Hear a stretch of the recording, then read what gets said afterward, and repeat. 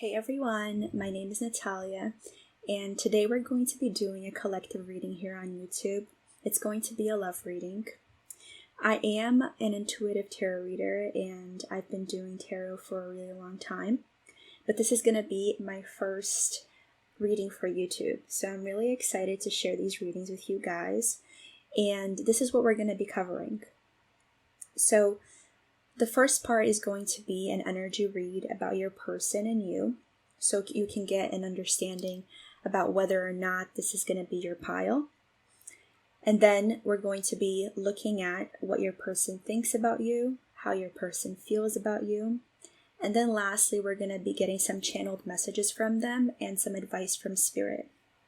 So this is the way that I do things, guys. I'm pretty spontaneous with my readings. So this structure, I'm definitely going to be following, but if there's anything that comes up during the reading that is calling me to kind of reveal more, I'm going to get into it. So if there's certain obstacles or maybe certain strengths in the situation that we're not really looking into, that's going to be something that I'm probably going to be kind of exploring a little bit more. So just to give you guys a little bit of information about me, I do have a background in psychology, and I'm actually currently doing a master's program related to psychology. So a lot of my readings end up being very analytical with regards to psychology. We're going to get into maybe some psychological perspectives about your situation and about your person. So I hope you guys enjoyed that. I know that for a lot of the people that I've done readings for, they really enjoyed this kind of perspective. So let me know if you guys also like it. So guys, we're going to get right into it. For the first pile, we have the Amethyst, and we have this candle that has some flowers and some foliage on it. For the second pile, we have the clear quartz crystal with this candle that has some roses and some flowers on it. And then for the third pile, we have the red garnet with this candle that has some tribal colorful designs. So pick whichever pile resonates the most with you. You can certainly pick more than one pile, so feel free to do so if this is something that you're inclined to do. Maybe there's different messages in these different piles that may resonate with you. And I'll see you in the first reading. Welcome to pile 1. I am so excited to be doing this reading today with you guys. So guys, as you can see here, the cards are already lined up on the table. So I had a little bit of a technical issue with my mic. As I was recording, the mic suddenly shut off. So I still have the video of me shuffling and doing everything, but there's no sound. So unfortunately, the cards are already here, and I really want to keep them here because the energy is just so strong from these cards. I didn't want to reshuffle and do a different reading because I felt like these cards were really meant for pile number 1. So I did shuffle them, and I did, get them out for you because this is your energy and this is your person's energy over here. But unfortunately, it didn't show. It did show in the camera, but the mic was off. So thank you so much, guys, for your patience. This is the first collective reading that I'm doing for YouTube, so these technological issues might happen here and there, and I'm really glad that I'm able to kind of go through them and fix them and be here for you guys. So with that being said, let's get started. So your person's energy was the first energy that I was kind of talking about a little bit. So while I was shuffling the cards for your person, the cards were coming out extremely slow, like they were very slow moving, and I just felt the sense of like being stuck, being very slow, and just they were taking their time to come out. And we also have the Four of Wands here, which is a very stable card. It talks about partnership, it talks about marriage, long-term relationships, harmony, love. So it did give me the sense that this person may be an earth sign. So they may be a Capricorn, Virgo, or Taurus. They certainly don't have to be, but I'm getting this really intense energy that they may have some kind of earth placement. They seem to be very stable, but at the same time maybe a little bit stubborn and slow moving. And I saw here that this person has really strong emotions for you. This person sees you as their person.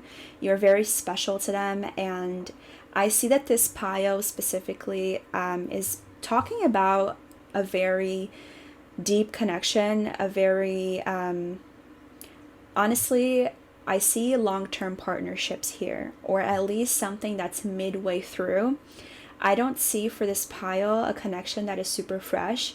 So if you are in a connection that is super new, super fresh, I don't think that this pile is the pile for you, because I am seeing here very strongly that this is a very stable connection. You guys might even be married or have had a long time where you've been romantically involved with each other.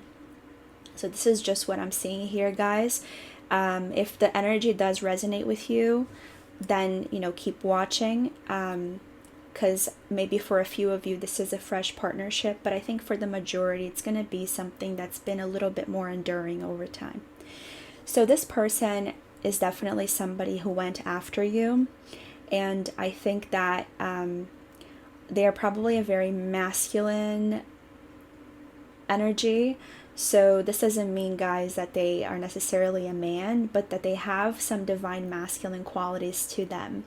And they have this more of this pursuer energy, at least at first, and maybe during the relationship. They were very much pursuing, very much after you. They had this very strong will to attract you and to make you their person. And I see here that with your energy, you were definitely somebody that at the beginning, maybe you weren't willing to explore your options. You were very independent, maybe in a very like, you know, up to yourself vibe, very reserved for relationships. And then this person kind of came through and they were trying to really make you like them, and just pulling all the stops to make you see them in a good light and win your heart over. I see this very, very strongly in this pile. And you developed some very strong feelings for them as well. This person may even be more deeply connected to you than you to them. I see here with the Knight of Cups that you are somebody who has love for them. Honestly, you feel very much connected deeply, like at a soul level with them, and you were willing to go through a lot of different situations to make sure that this connection endured. So at first, even though you were skeptical about entering a relationship, once you did, you definitely poured your soul and your heart into this connection with this person because you thought that they were worth it. And you know, you allowed your independence to kind of subside a little bit so that you were able to give that space for the relationship to thrive. So you were very much trying to become a little bit more open and just open to the idea of a partnership that took away a little bit of that original independence that you had, you know, so that you could be more in tune with this person. So I see here that this is something that has been in your heart for a pretty good amount of time, and this person definitely feels the same way. But I almost feel like here that they may have seen you almost as they saw you as the one, and they like the feelings of admiration. Like I can see so much admiration here for you, for your independence, for your spirit. They really saw you as the person for them, for their life, and they really felt like you were gonna go, you know, towards some kind of marriage, or, you know, having kids, having it all. I'm really seeing it here, that they envisioned that with you. And truly that you're a special person for them. It's really interesting because the way these energies are coming out, it's like it's all about you guys. It's all about the connection. I don't see as much more individual energies here. It's like you guys like really focused on each other for a really long time. Like you guys were part of each other's lives. Like maybe you saw each other every day or saw each other very frequently, and you became like integral parts of each other's lives. That's what I'm seeing, to the point where you couldn't see yourselves without each other, truly. And because I don't see here a lot of cards that talk about your specific energy outside of the connection. So the connection was something that almost pervaded your identity and this person's identity in a very, very strong way. And maybe it could possibly be that there was even a sense of codependence, but we're gonna look into it a little bit more. Certainly not necessarily the case, because these cards are very positive, except for the Eight of Cups, which we're going to get into. And I think that the Eight of Cups is probably the reason why you're here. So we're going to talk a little bit about the Eight of Cups. So this person is definitely walking away from some kind of situation that is not serving them right now. And we're going to get more clarifiers about the situation. This person is... I'm feeling like this person was stuck for a really long time in something that was not serving them, and now they're walking away from that situation. And to them, it's a really difficult journey. Like they're going through something here that's extremely difficult, and they're having a really hard time with this change. Because they are this grounded and enduring energy, it's almost like having to make this drastic change is really leaving them feeling vulnerable and raw. Whatever this big transformation is, whatever they're leaving behind, it's definitely affecting them mentally. I see that very, very strongly. So I'm going to get some clarifiers for this Eight of Cups so that we can see what this... Oh, the Ace of Wands. Interesting. This wanted to come out. I'm going to leave it. Interesting. All right, let me get another card to clarify that. Spirit, please guide my hand. Can you please clarify the Eight of Cups here?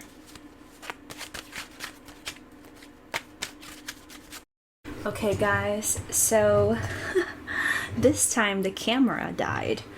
So another technological issue, but we're gonna get right back into it. So to clarify the Eight of Cups, we got the Ace of Wands. It really did pop out in the back of the deck, and I felt like it really wanted to come out, so we're gonna get right into it. I think this person is trying to forge a new path with regards to maybe some kind of project or career. It seems like they're really interested in doing something that has to do with their passions, and they're maybe walking away from something that's not serving them career-wise, or maybe with regards to some projects that they were doing in the past. They're looking for a new beginning. This is what I'm seeing here. They're looking for a new beginning of some sort. And it really, it's calling me to think of some kind of artistic endeavor. It's really calling out to me in that way. And maybe they've had to distance themselves from this connection to be able to focus on this new pursuit. Maybe they've been a little bit more shut down or kind of shut off and distanced themselves from other people to be able to really focus on this new step in their life. Because I did see like this connection being the type of connection that really is inspirational, but that also takes a lot of time. Not in a bad way, but it's that kind of connection where you want to spend time with that person constantly. And while that's beautiful in its own way, I think that this person may be the kind of person who realizes that they may need to also take some time for projects and some of their own individual interests. And I think that may be why they are sort of in this Eight of Cups energy of walking away. I don't know if it's necessarily about what's not serving them, but about maybe, you know, being able to split their time in a proportionate way to the things that they really want to accomplish. So using their time wisely so that they're able to dedicate, you know, enough time to the connection and enough time to other things. So I'm going to get another clarifier for the Eight of Cups, just so we can have a little bit more clarity about it. And then we're going to jump into how they think about you. Though it's pretty clear here, but I'm still going to do it, you know, because it's part of it. So we're going to be doing that too. So we're going to get a clarifier of the Eight of Cups. So Spirit, please guide my hand. Ooh, the Eight of Wands. Interesting. Okay. Okay, so for some of you, this might not resonate for everybody, but this person may have walked away from this connection for a select few of you, and now they're thinking about sending you a message. They're thinking about writing you a message. Maybe you guys are not in contact right now because with this Eight of Cups, you know, this person walking away, maybe they walked away for some reason. And it's not super clear as to why. Maybe they were pursuing this project, this passion project, and maybe they had to kind of distance themselves from the connection. And so they are thinking about writing a message or sending you a message very quickly. It could be through social media, or it could be maybe a text message. But I see them writing some form of message to you. This is for a few of you who have been in a separation situation. But this could also be that they want to develop their art and also share it with the world through maybe social media or through some kind of public avenue where they can express themselves and express their art and express their projects. Like it might be something that's public related, this Ace of Wands project that they want to start and put out in the world. So now I'm gonna get into how they think about you, and maybe that's going to clarify a little bit more the Eight of Cups, because there could be a couple of situations here. I've touched briefly upon two, but there could be other situations going on. So Spirit, how does Pile 1's person think about them? The Hermit. Okay. How does Pile 1's person think about them?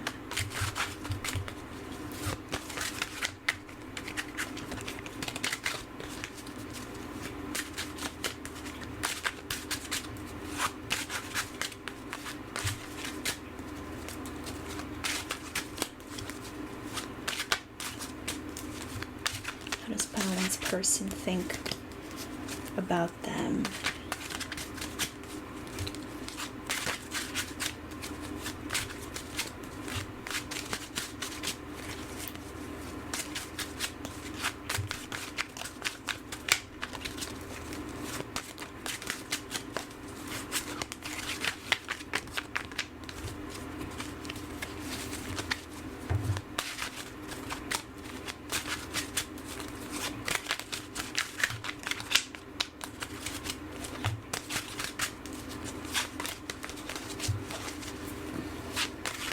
It's interesting because whenever I channel your person, it's just so difficult to get the cards. It's so slow moving.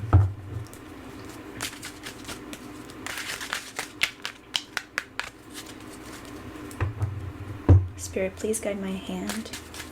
What does Pile number 1's person think about Pile number 1, please? please.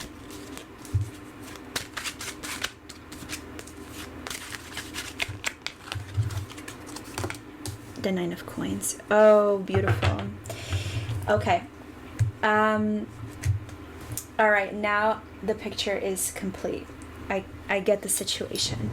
For many of you, okay, pile number one, you're definitely an extremely independent person who has found sort of a good position in your life where you are abundant. You probably have a really fulfilling career or some kind of passion or project that you engage in that brings you a lot of joy and makes you feel really abundant and happy and just, you know, very connected and present in the moment. You might be somebody who is also very abundant with regards to finances, and somebody who has really like grown in their field and their career. At the same time, you're also very wise and you're very selective with the people that you engage with. And this is why you took so long to be able to allow this person into your life, because you are a very independent spirit, very autonomous person. And you follow your intuition, you follow your heart, you're very wise.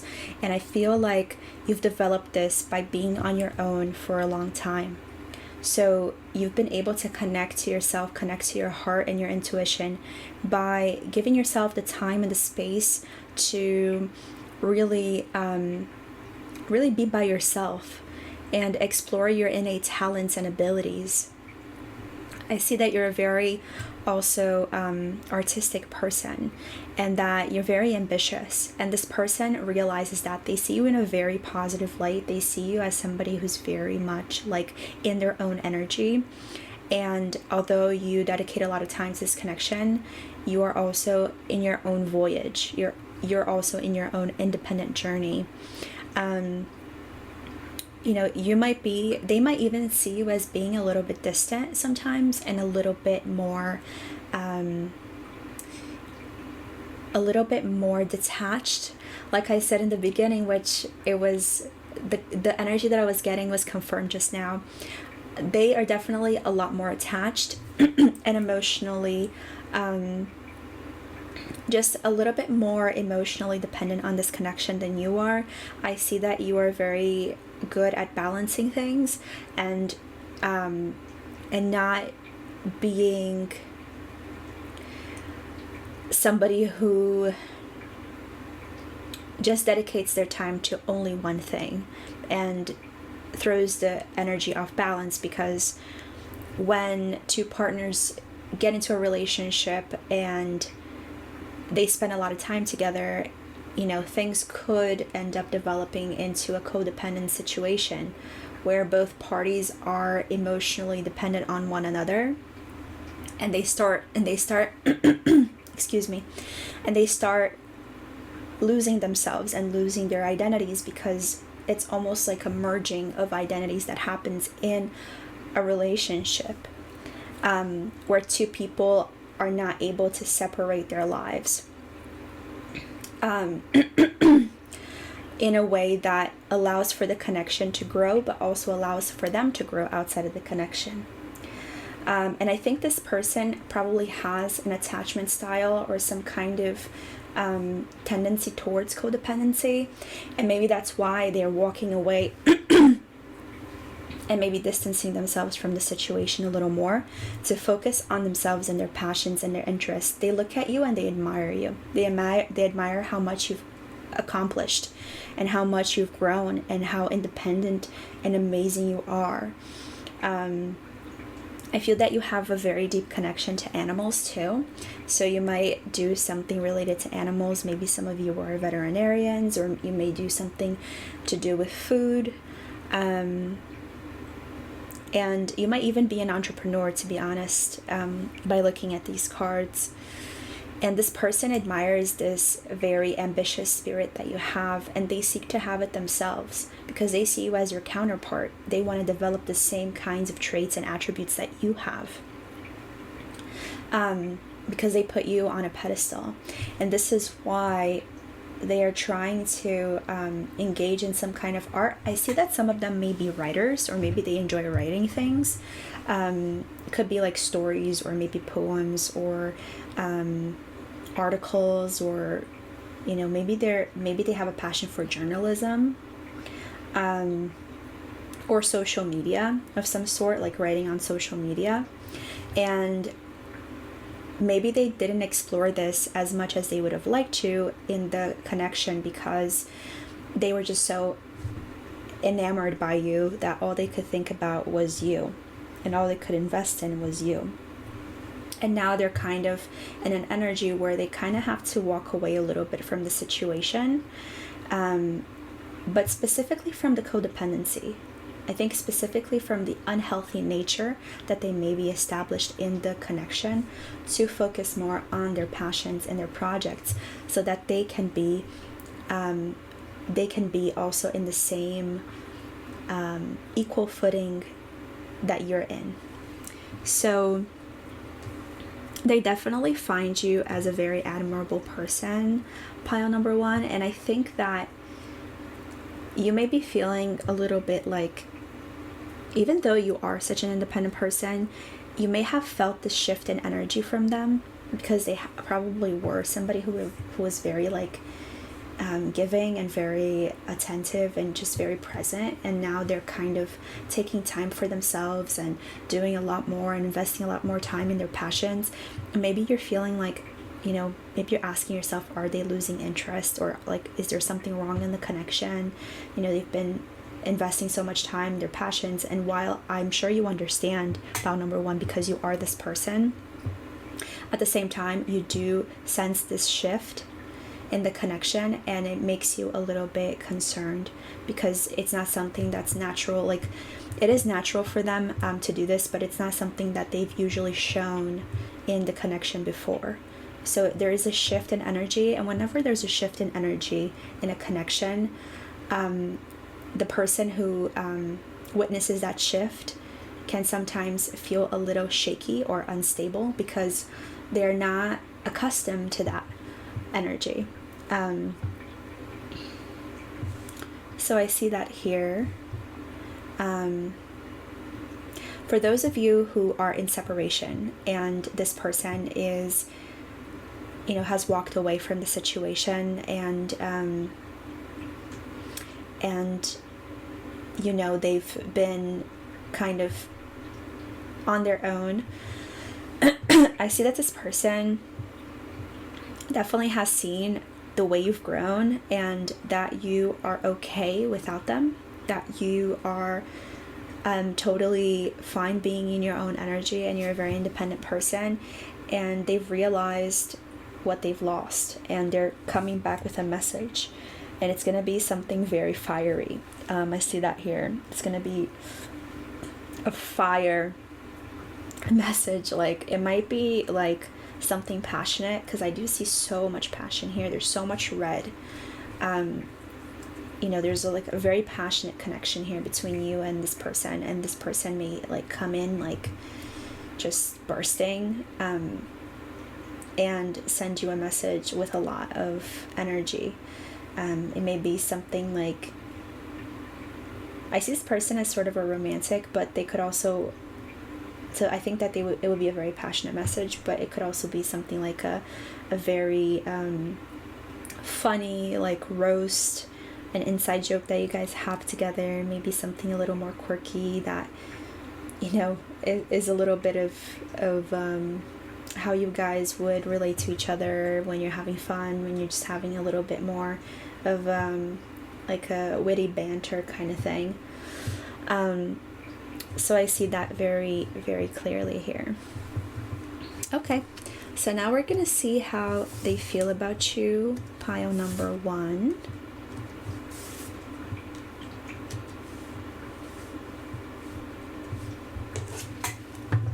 I mean, it's pretty clear, but we're gonna get some cards. So Spirit, how does pile number one's person feel about them? Oh my God. I'm not gonna take all of these. So many. does pile number one's person feel about them? Please guide my hand.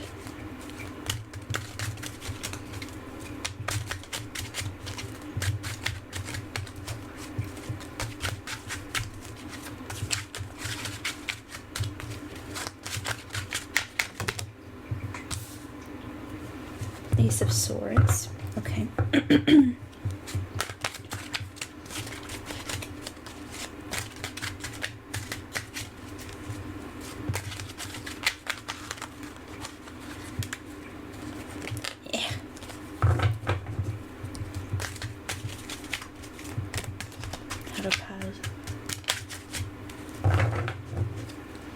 Spirit, how does pile number one's person feel about them?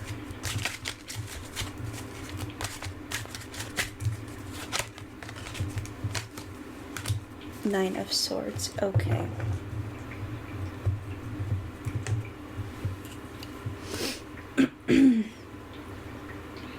Interesting. Very interesting. All right. So I think that what Spirit is saying here is that for those of you who are in separation, I'm going to start right there. This person feels that you are somebody that they want to reveal the truth to. Reveal the truth about why they went away, why they shut off and walked away from the situation. They want to convey that to you. They feel like it's about time, and it all kind of aligns with the fact that they're going to send you a message. So for those of you who are in a distant situation, this person is going to come in with some kind of clarity. You're going to come in with some kind of message. It seems like there's something tied up here, right? There's something tied up, and this person might not be the most communicative even though they're so present. For those of you who are in a kind of connection that hasn't been in a distant situation, I think that this person has some trouble communicating. So for those of you who are not in a distant situation, but also in a distant situation, but this person definitely has trouble with communication.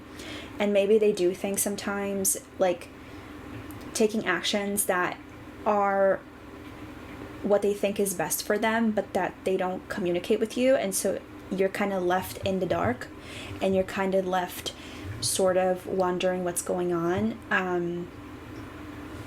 And it ties everything up with misunderstandings, because then you start overthinking and questioning, why is this person doing this? They've been so connected to me in the past, so passionate, so loving, so attentive. Now they're kind of just walking away. They're not communicating, or there's a shift in energy. They're not spending as much time, or they're not doing as many things with me as they used to do before. So you may be wondering what's going on, and this person intends to bring clarity in both situations. So whether or not you're with this person right now. With the Nine of Swords here, this person is overthinking about how they're going to communicate this with you. And the interesting thing is we have no air here. We have no air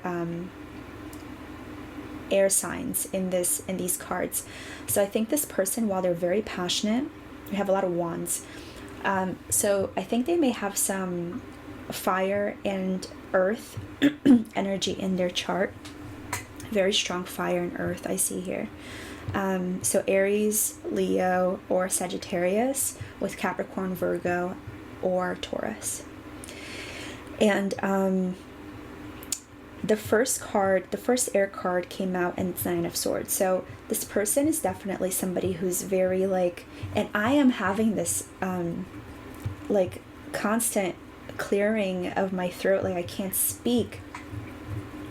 I keep having to and I'm feeling this energy where I'm just there's this heaviness in this person's energy with this Eight of Cups. This person's feeling very heavy, and they have a lot on their mind about what they want to tell you. Okay, I don't know why they're making such a big deal, especially if they're still in a connection with you, because we can understand that, you know, this person is spending more time with their passions and their projects and the things they have to do to grow as a person, as an individual. But maybe they feel like they're going to disappoint you, or maybe they feel like that's not something that you want to, like,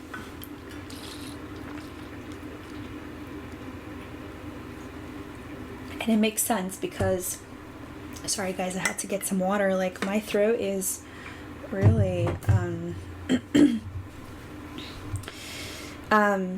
so this person, you know, they may be somebody who, because of this, like, because I got like maybe codependent vibes here, and I don't feel it from you, I feel it from them. So when somebody's codependent, they also believe that if they don't give the person that they're with enough attention, that they're going to leave. So if they're not constantly observing what the person's doing, if they're not constantly with the person, if they're not, you know, sacrificing their needs and their wants and their passions to be with the person, that person is going to abandon them. They have this, usually this anxious attachment style, where if the person kind of, if there's space between you and them, they get anxious. They get anxious and they need to reconnect, you know, and they start overthinking about whether or not you're just going to walk away from them now that they're not investing as much time in this connection. They almost feel like if they assert boundaries in the connection of like the time they spend with you and the time they spend with their projects and their passions, that it's going to be a deal breaker for you. You're going to find somebody better. You're going to find, you know, you're such an amazing person in their eyes. They admire you so much that I think that they think that if they don't give you what you deserve, they don't dedicate as much time as you need, that you're just going to find somebody better. You're just going to walk away with this hermit walking away, you know? And all these three cards are facing the opposite way, you know? So it's, I think that they feel like you could walk away, and they're overthinking it. They don't know how to tell you this, that they need to spend more time by themselves and with their projects, because they feel like you might not understand, or you might just move on. And it might be a really big insecurity of this person, because I do see here that you guys have something solid. So this person may have like some trauma from the past that has like affected them and made them anxious about abandonment. And you might know this about this person, because I do see a deep connection here. Though they aren't the most expressive, so maybe they haven't told you about the traumas of their past, but I do see here that they have something there, some kind of like some kind of situation from the past that has led them to having these abandonment issues, and it's been very difficult for them to communicate their needs and communicate their boundaries because of this. Okay, they're really overthinking about how they're going to tell you this. But and at the same time, they've noticed that you've noticed that they've shifted in energy. And so they're kind of freaking out. They're like, okay, so they could walk away if I don't tell them what I'm going through and what I want to do and assert my needs, because they're not going to understand what I'm doing. And they may get tired of me and get tired of me like taking time for myself and not dedicating as much time to the connection, and just walk away and abandon me. But at the same time, they're split between that and thinking, if I do communicate, what if they don't agree with it? What if they don't accept this and they just move on?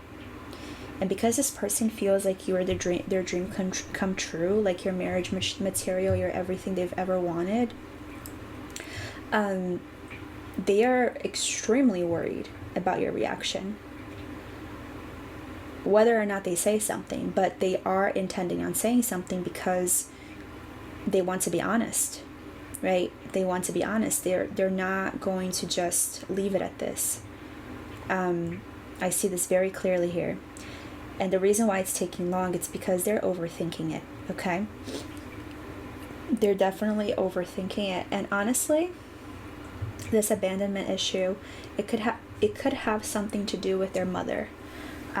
So if you know anything about, something happening with their mother, maybe their mother passed away early, or she hasn't been, maybe they have a mother who's very like nonchalant and detached.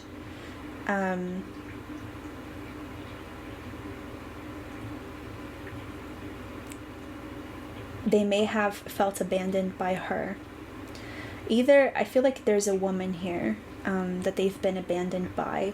It could be a past relationship, or maybe a mother wound of some sort in their past that has really affected them.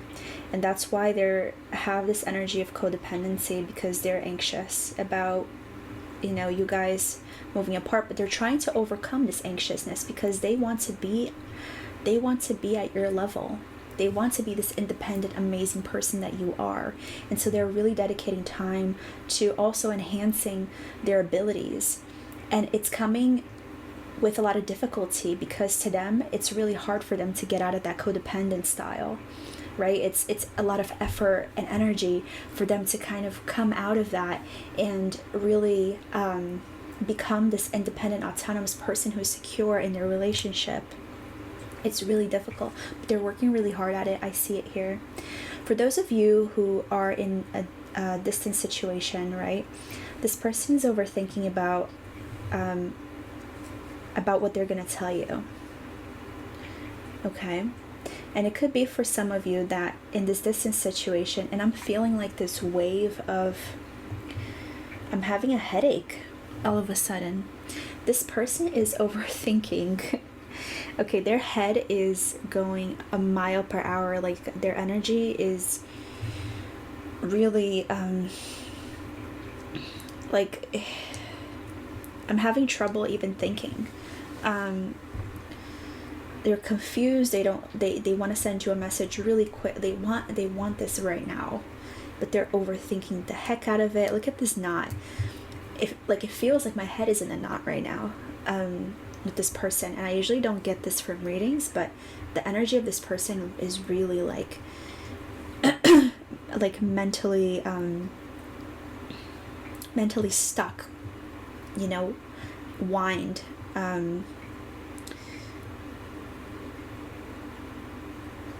Yeah, I really do feel that. Also, the person in their past could have had a lot of expectations of them. I see, like, maybe the person being extremely demanding, but also at the same time, like, emotionally neglectful. Whoever this woman was, because I do see some form of a feminine figure in their past.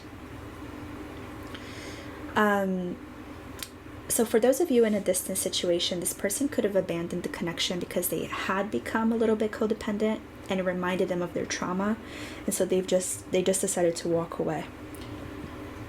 Okay, because they thought, this is not serving me, this is extremely triggering for me, it's reminding me of old wounds, and it's making me anxious, it's making me overthink, it's giving me like nightmares about my past, and I just need to walk away. Like, but this person has so much passion and love for you, and they see you in such an amazing light, and they admire you so much that they can't stay away, I see this here. They want to send you some form of message, some form of communication, because they can't stay away from the connection.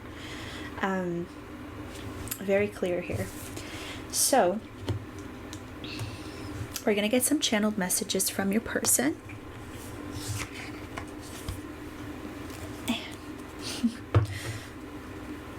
All right. So Spirit, what does Pile 1's person want to tell them? What does Pile 1's person want to tell them?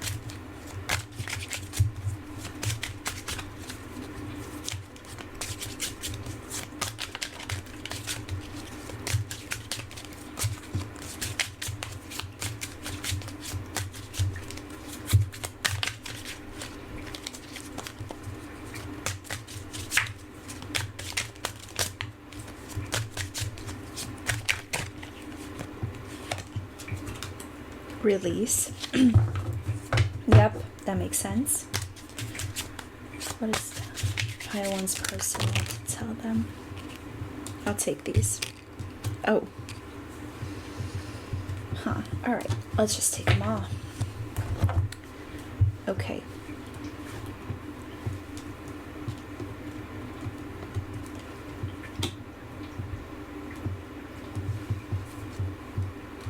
Yes.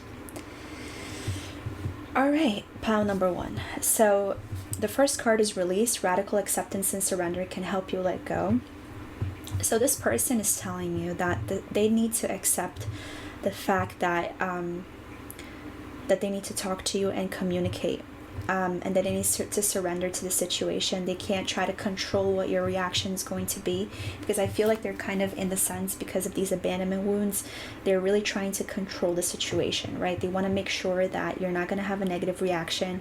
That's why they've been taking so long to communicate, and that's why they've been trying to find the right words to say to you, and just generating knots in their head. Like my mind, I kid you not, guys, my mind is actually pounding. Like my head's pounding right now. So this person is having a lot of difficulty finding the right way to tell you what they need to tell you. And they're saying that right now they're accepting that they need to talk to you about it, and trying to surrender to the flow of the communication that they want to express, right? So they're telling you that they are in fact releasing the need to control the situation and control your reaction, what you're gonna do, if you're gonna walk away, if you're gonna abandon them like this person did in the past. With new love, I think that what Spirit's trying to say here is that they're trying to almost reshape the connection, almost like forming a new type of dynamic between you guys, which is sort of a new love, where they're not codependent anymore. They're not kind of vibing off of you and your energy.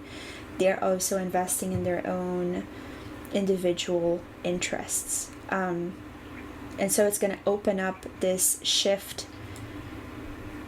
in the relationship dynamic, where it will be more balanced. And it says a new love or recommitment to love is developing. So for those of you who are in connection, it is that shift in energy, where they want this new energy to come through. They want this to work out, and for you to accept that they need this time for themselves, and they need to invest in themselves, and for them to accept this too, because they feel so anxious about it, and about what you can think about them, and think about the connection, what you're going to do about it. And turning this into a new experience, a new love experience for both of you. For those in a distance situation, this person wants to reconnect. This person walked away, and now they want to reconnect. They want to rekindle things with you through this message. And though they are overthinking and going crazy, and their head is probably just like a hamster in the wheel, that's what I'm kind of getting in my head, like a hamster in the wheel, just going in circles, tying knots. And it's a naughty situation, guys, for them in their head right now. I just want to tell you that their energy is, it's a lot. But with here and now, your true love is already part of your life. That's not news for us. I mean, these cards are very positive in terms of like the energy that you guys both have about each other. You know, this person does think that you are their true love, and you also think very highly of them. You guys have a very, very strong connection.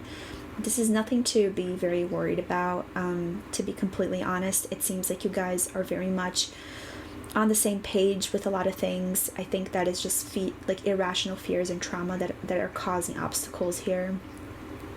Not irrational per se, because to the person who is experiencing the fear, it is rational, right? Because of the trauma that they've experienced in the past. But irrational in terms of objectivity, right? Because they don't have anything to fear. With your energy, pile number 1, I believe that you would be not only accepting of this new dynamic, but you would be very supportive of it. I think that you would be very supportive of them exploring their interests, exploring their projects, and just being their own individual outside of the connection. I do see this because you are somebody who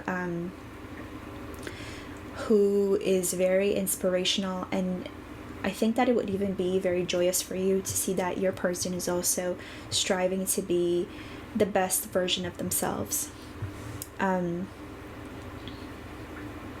So this here and now, your true love is already part of your life, is very much the energy that I get from this pile overall. I don't see any major issues.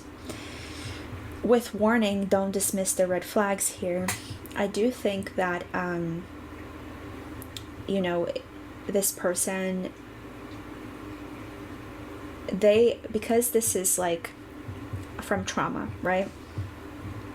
They may come back, and this is especially for the people who have had a connection with this person and this person walked away. I think this card is mostly for this group of people. This person has these very deep wounds, very deep abandonment wounds. And so there are certain red flags here in terms of like them potentially walking away again, them not learning the lesson, that they can't just walk away from a situation because they feel like they are becoming too attached, too dependent, they're becoming codependent, and it's triggering them, right? And they just kind of like completely walk away, disappear, and then come back with like this raging fire of passion and flirtiness. They need to be more consistent, right? They need to be able to be more more consistent, more constant. So this is a warning that this person could be somebody who because they have these abandonment issues, they could do things that are similar in the future. So I think the important message here is that you speak to them very thoroughly about the situation once they come back, right? You have this honest heart-to-heart conversation with them about how this made you feel, about how, if this is something that you still want to pursue. From the cards, it does seem like you do want to pursue it. But with the Hermit here, for some of you, it could be the case that you don't want this anymore. But with, this 9 of Cups here, I do think that there are very strong feelings here. I think the Hermit might just be the situation right now for you guys, because I do see that this person really enchanted you. But for some people, I'm sure for a few of you, you don't want this connection to continue, and if that's the case, don't dismiss the red flags and just walk away. Follow your intuition. But I think for most of you, you do want to continue rekindling the connection, and when this person comes back around to talk to you, it's really important for you to talk about these issues with them. Obviously, don't approach it from a very confrontational approach. I mean, obviously you can do whatever you want, but I wouldn't recommend that, because this person does have a lot of insecurities, and when they come to rekindle with you, with this passion and such, they might feel a little bit, they might feel even more insecure if you're very, very confrontational. So definitely approach it with an air of consideration. I know this might be difficult because this person did walk away, and I do think that you do need to address the fact that they walked away, but make sure you take a deep breath before you start talking to this person, so that it doesn't escalate the issue, because this could lead to more problems where this person thinks that you're gonna abandon them, that you're angry, you're gonna abandon them, you're gonna get fed up with them, with whatever they did, and then they're gonna again feel an urge to retreat.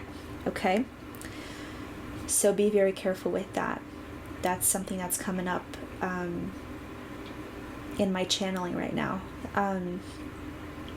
So be very careful. But I do think that you're very level-headed, pile number 1. So I don't think that's going to be an issue. I think that you're very level-headed. I think you're very mature and independent. And you're going to be able to speak to this person with a level-headed approach. So I'm not concerned. This is if you want to keep the connection, of course, like I said before, because for some of you, you might not want to. All right. But yeah, definitely talk to this person about the situation and make sure that this is not a constant pattern where this person feels attached, they feel codependent. Maybe they're trying to move away from it, but with any pattern in our unconscious mind, any pattern like that is very difficult to break. So there is a tendency where people go in circles and repeat patterns until they're able to finally break free. It takes a lot of time and effort usually, and there's usually a lot of repetition. So Spirit is saying that there may be issues in the future where this person may still feel insecure and codependent and too attached and then walk away. But then it's important for you to know this so you can talk to them and you can,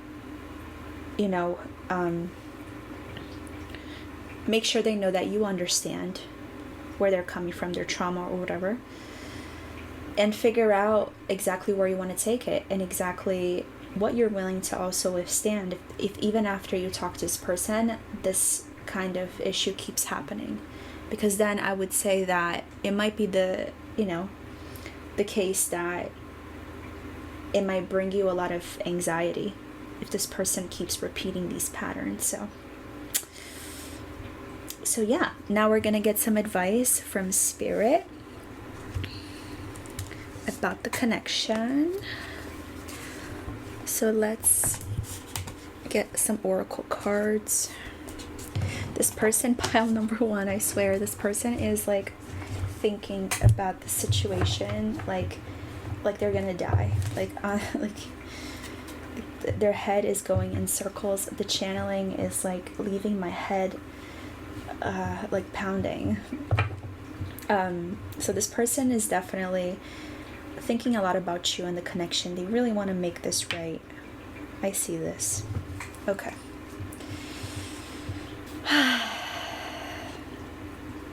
So let's get some advice. Spirit, can you please give pile number 1 some advice about this connection, please?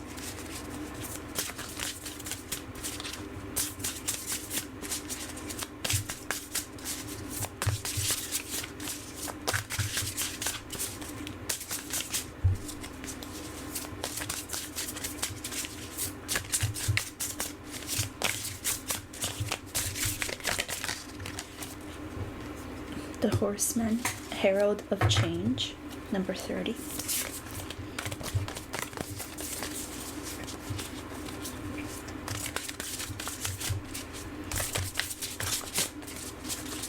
Spirit, can you please guide my hand with some advice for pile number 1, please?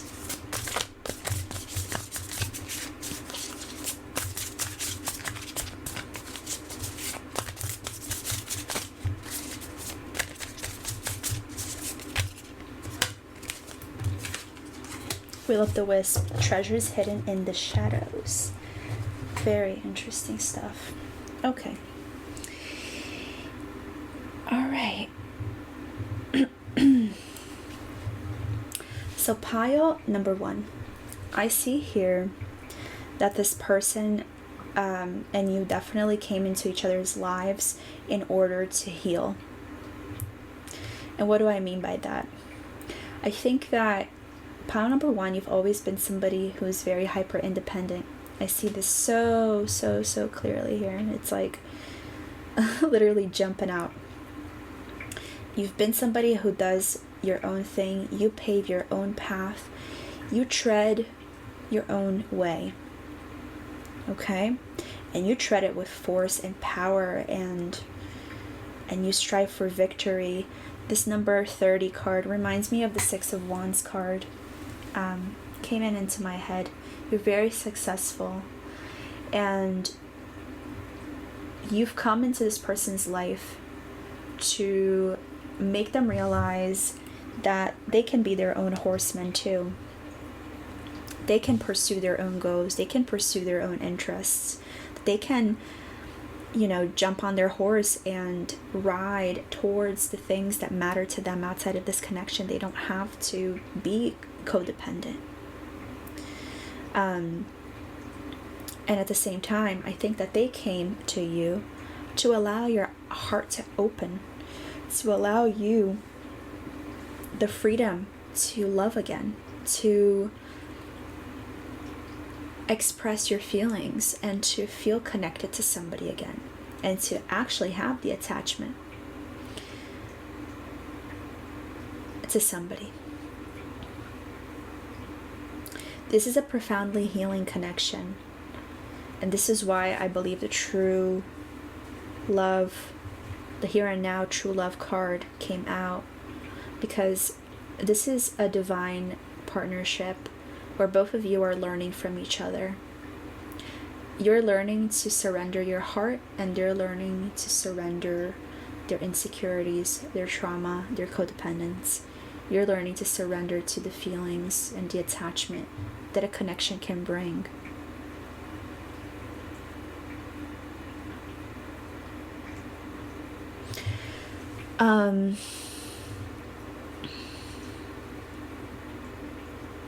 With Will of the Wisp, treasures hidden in the shadows. I think it's a very similar card. You guys are both exploring your shadows here, okay? You're both exploring the hidden depths of your unconscious mind. So for you, you may have been somebody who has always had to fend for yourself in the past. You had to prioritize yourself first. Maybe because you didn't have somebody to do it for you, or because you were raised in a way where autonomy was very much promoted and supported constantly, where you didn't need to have help from anybody, or you didn't need to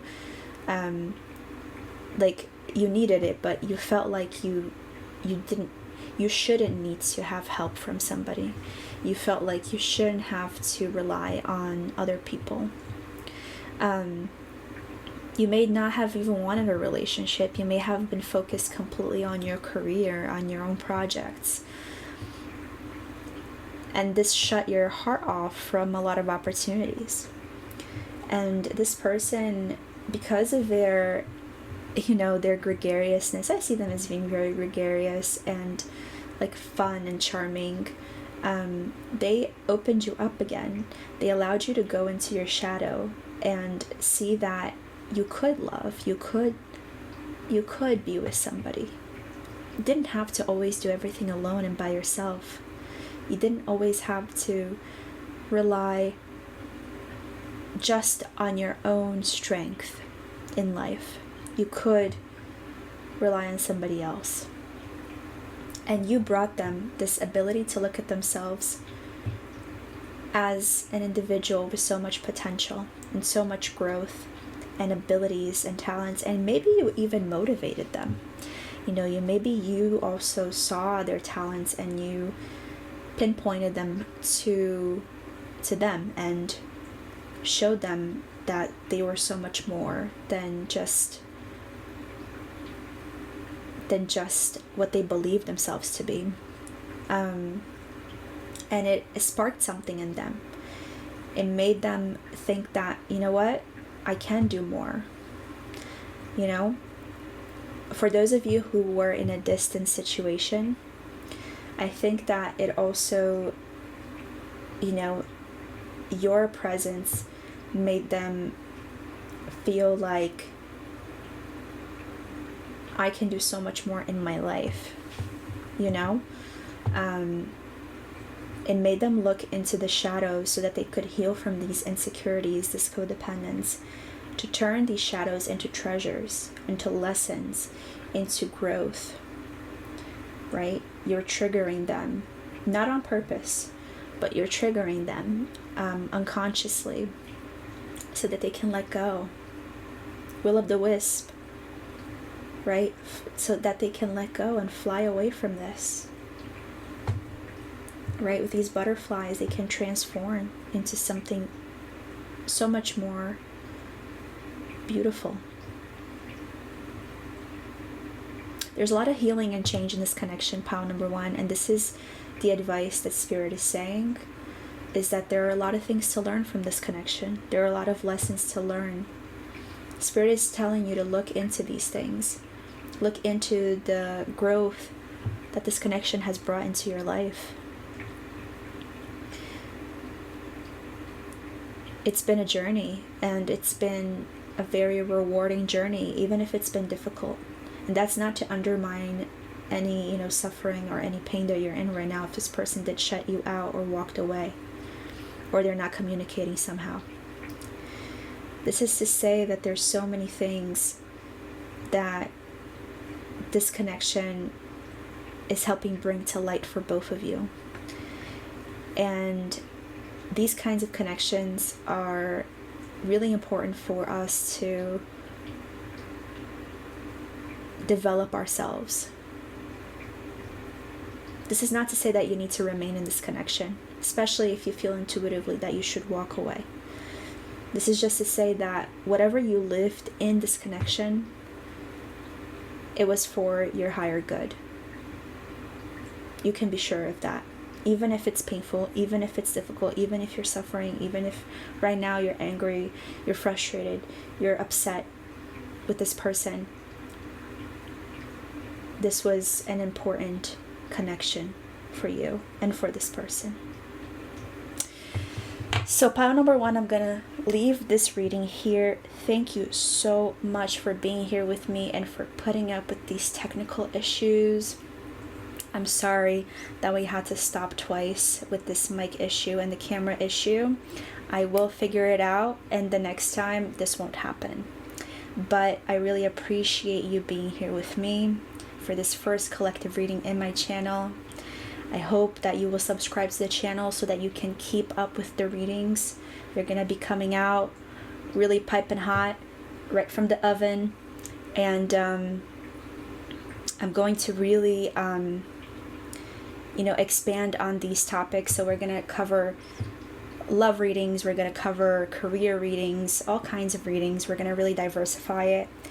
And so if you enjoyed the video, please give the video a like. And if you are inclined to do so, subscribe to the channel if you want to keep up with the readings, and comment on the comment section below if anything that I said here resonated with you or really brought light to some kind of issue in your connection. Thank you so much, and I'll see you next time. Hey pile number 2. So I'm having a lot of technological issues with my camera and my mic. This is the first reading that I'm doing for YouTube, the first collective reading. So we're trying to kind of learn all of the ropes and make sense of everything. The camera just stopped recording.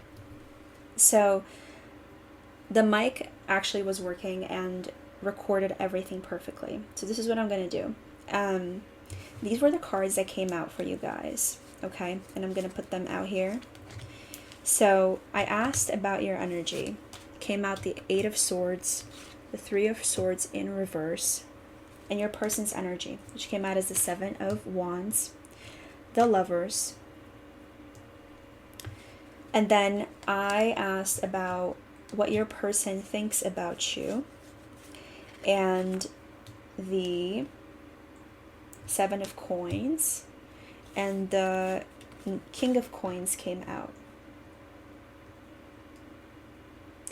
And then what they feel about you, and the 2 of Cups and the 9 of Cups came out. Then I asked what you feel about them, because I felt like you were a little bit doubtful. You were maybe a little bit dissatisfied about the connection. And the Knight of Cups came out with the Emperor. All right. So the reason why I'm doing this is because I'm going to leave it like this. And I'm going to put the audio over the cards so that you can have, you can still have the reading, because this reading was very special. It was very unique. I've never had a reading like this before, and I didn't want to just discard the reading and just start over. So I wanted to keep this reading. So with the advice, with the channeled messages, we had these cards coming out. Marriage, forgiveness, and finances. And I'm going to leave it like this for you guys to have a look, and play hard.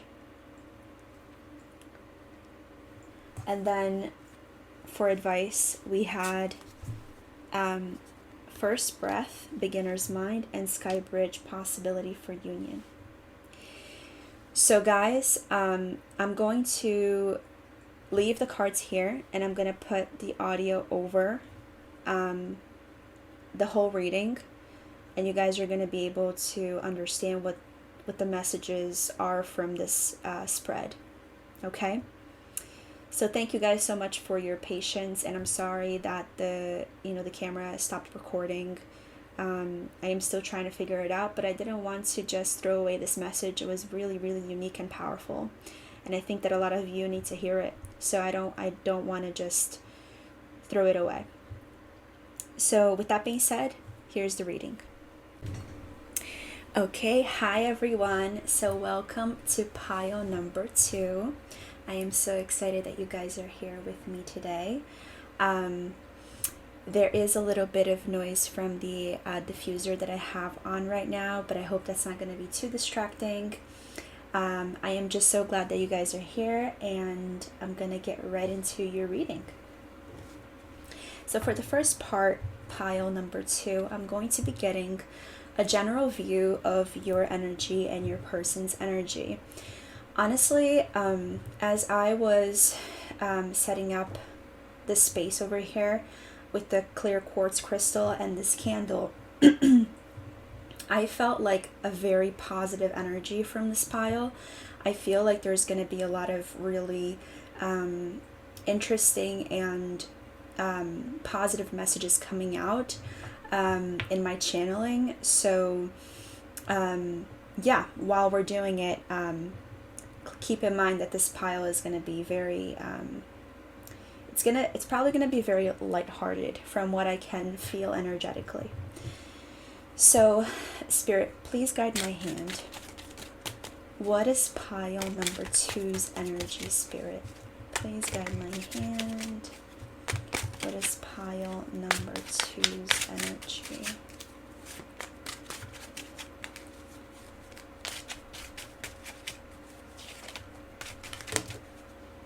The Ace of Swords. Ooh, oh my God. All right. It's a lot of energy from you, pile number 2. I did feel like this intense, like positive, like sort of like a feisty energy. I think that you guys are probably very energetic and vibrant people from what I can tell here. And this is really interesting because we have the clear quartz crystal for this pile, and we have the Ace of Swords, which is all about clear communication. So this is, I think that you guys are very good with communicating, and you guys are definitely people who like to kind of play fair in the game of love. You guys don't want to, be manipulative or, play games or do things that are not really, that you guys don't find necessary or conducive to a happy connection. So, Spirit, what is pile number 2's energy? Gonna get one more card for your energy, pile number 2. Please guide my hand, Spirit. What is pile number 2's energy? Oh my goodness. Lots of cards are wanting to come out, but I only want one card for this part. I want 2 cards, but I want another one to complement this one. So Spirit, please give me one card for pile number 2's energy.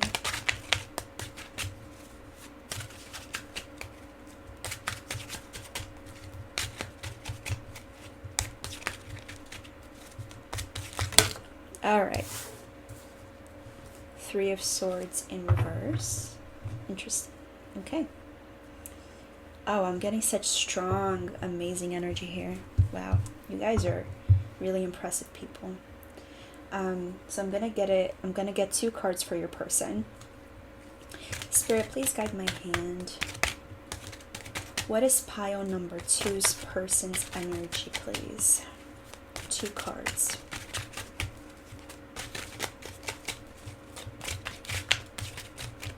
What is their energy, Spirit? Pile number 2's person.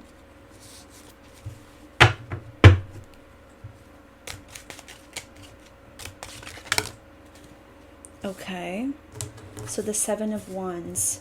Not sure if I wanted to come out in reverse. I think that I wanted to come out upright.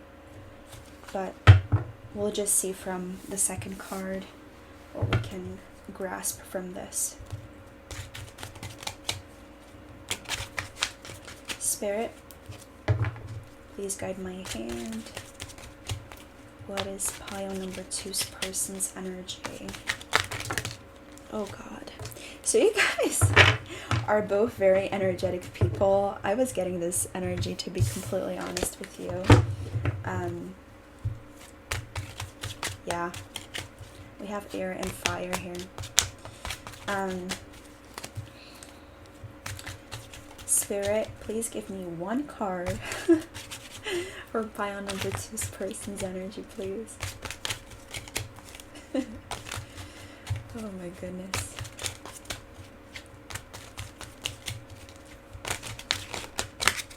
All right, I'll take it. The Lovers. Interesting. Very interesting. We have a lot of air energy here. And air and fire. You know how that goes, right? All right. So pile number 2, I can see here that you're definitely somebody who's very, very communicative. You've definitely learned some skills in your life with regards to how to express yourself in the most authentic way possible. What I'm seeing here also is that you've had in the past some sort of heartbreak that has definitely pushed you and supported you towards developing these skills and communicating well with people. You are somebody who has a lot of clarity with their words, and it's because of the pain that you've endured in the past. You've had people who weren't very forthcoming about their intentions in the past, or forthcoming about their behaviors, and you've definitely been hurt very deeply in the past. And as you started healing, as you started your healing journey, you became very focused about not doing to others what these people in your past did to you. But you still have this sort of trauma that you're keeping in your heart concerning the past. But you're working, I see here that you're working really hard on healing and obtaining clarity about these traumas and overcoming these challenges in your life to become somebody who's very much in tune with their emotions and the way that they express themselves in the world. So this person, they definitely think that I'm getting the feeling that this person thinks that love needs to be sort of a battlefield. I'm getting like Aries energy here for sure with this Wands card, the 7 of Wands. I'm getting like air and fire energy. So, you know, you could be maybe a Gemini, Libra, or Aquarius. And I'm getting maybe they could be an Aries, Leo, or Sagittarius, but they don't have to be, and you don't have to be that sign. So just take what resonates. But I am getting like a very masculine energy from your person. They don't have to be a man, but I feel like they're definitely somebody who embodies some divine masculine traits. They believe that love is hard work and sacrifice, and they have some resistance to love because of how much they think they need to put in to be able to make a relationship or a connection work out. They believe they need to toil, and they believe that relationships can't be easy flowing, that they have to be something that you labor at. And this can be very difficult because I see here that it's not something that is the healthiest, to be completely honest. It's like maybe this person feels like if there isn't some kind of problem, that a problem needs to be created so that they can fix it. I know that sounds a little bit counterintuitive, but it's almost like if this connection is going well, then is this really love? Is this really something that is strong? Like, I feel like this person feels a need to have something going on, some kind of drama or some kind of issue or some kind of problem, so that they can work and fix that problem themselves and feel like they're being useful and feel like this connection is real and true. They don't understand love outside of this dynamic, which is very interesting and a little bit it's a little bit dysfunctional. I think that they also feel this way because they're somebody who really values being appreciated, and I think that maybe one of their love languages is words of appreciation. They definitely think that if they solve these problems that they may be, I think unconsciously, they may not even realize that they are doing this, okay? So I think that maybe even unconsciously they're creating these problems in this connection. Because when they finally fix these problems and they overcome these obstacles and they feel like they've been useful in this connection to you, that you're going to be appreciative of them and appreciative of what they have to offer, because I kind of feel like this person feels like sort of maybe misunderstood. They're definitely sort of a fighter. I'm getting here almost like a black sheep person who's always had to fight their way through life, and maybe somebody who hasn't really been appreciated for what they give outside of maybe their work or their effort or what they do rather than what they are. This person could be a workaholic. They could be somebody, I don't sense here that this person cares a lot about their appearance or about, like, if they do, they care about maybe being in shape or being athletic, but it's maybe because they feel like if they're athletic, they can bring more strength in the relationship and they can feel like they have this body that can protect and that can provide something to the connection, and maybe even protect you. And yeah, I sense this. Especially, I feel like this person knows of your past because you are somebody who's so expressive. I feel like you're not the type to be hiding things, to be like very secretive about the things that you've gone through. So I almost feel like, and even my voice and the way that I'm speaking is flowing really well compared to pile number 1, where I had this like thing stuck to my throat and there were communication issues for pile number 1. So there's a lot of clarity that you bring into this connection, and this person probably knows about the trauma and all of the problems you've gone through in the past, the people that have caused you pain, and they want to protect your heart. They want to protect this connection, but at times they can be a little bit overbearing. I see this here, a little bit. Maybe I see that maybe they can be a little controlling, they can embody some of the more negative masculine traits as well as the positive ones. So, you know, the shadow masculine can really showcase themselves as somebody who is kind of overpowering, controlling, domineering, and can create conflict where there's none, because they want to be able to overcome this conflict to feel purposeful and useful. I see this being the potential case here for a lot of you. I see this person as somebody who can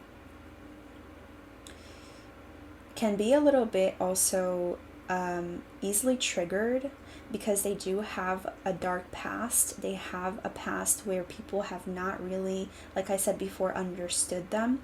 So I think that they can be easily triggered by your words. So because you are somebody who's very clear and you speak from your heart, you speak from the deepest parts of yourself, sometimes your honesty and the things that you bring to the table can really trigger them and reveal certain things about their past, certain traumas that they've gone through. I think that both of you have gone through a lot of difficult things in the past, and that's probably also a source of connection for you both, because you understand where each other is coming from, and you resonate on that deeper level. But this person can be, I think, easily triggered by certain things that you say. I see them as being somebody who is not as communicative as you are.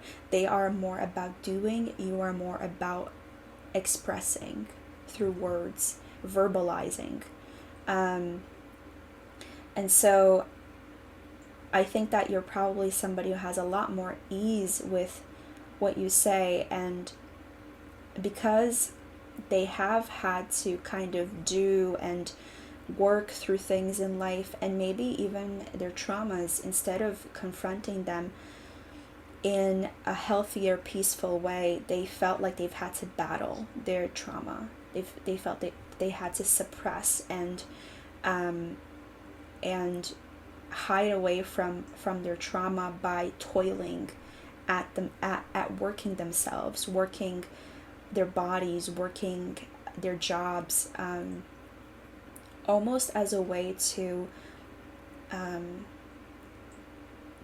work through that trauma in an indirect way, if that makes sense. It's like they weren't able to emotionally confront the trauma and overcome it, so instead they just kind of feel like, I need to be stronger, I need to be better, I need to be doing this, I need to achieve, and once I do that, once I'm useful, then I can become somebody I'm proud of, and I can overcome these issues from my past. I can prove everybody wrong. That's sort of the sense that I'm getting here. And this person, even though they're triggered by your words, I'm getting like the energy that they see you as somebody who's very caring and somebody who understands them very deeply. Somebody who's able to kind of embrace their darker side too, because you've had your own darkness in your past, and so you're able to really comprehend them at this very profound level that they've maybe never had before, and it's a very beautiful chemistry. They really admire and have very strong feelings for you with the Lover's card here. While this person does have this like do attitude, they also are a lover at heart, so I do see that they do have like a sweet side to them. They do have this like adoring side to them that they only show to the people that they're more intimately connected to. They are not somebody who shows this side of themselves outwardly in the world very easily. So strangers don't see this more gentle, caring, adoring side to them that they express when they feel comfortable and safe, which they certainly do with you.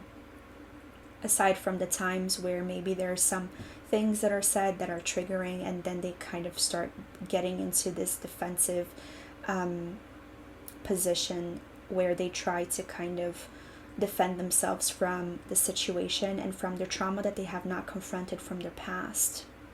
I see here, pile number 2, that there's a lot of things from the past for both of you.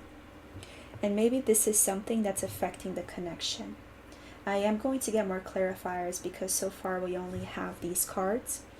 I am going to get a little bit more into it. But from what I can see, this is something that, this is a connection that has some influence from the past.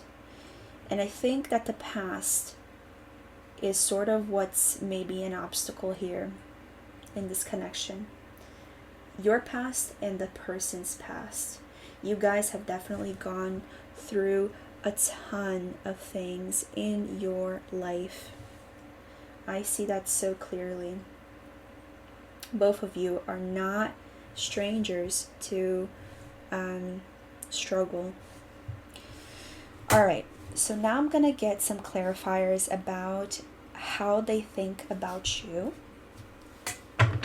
So Spirit, please guide my hand. How does this person's thoughts, how are these person's thoughts about pile number 2?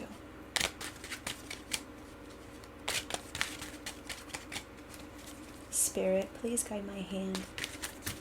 What are these person's thoughts about pile number 2?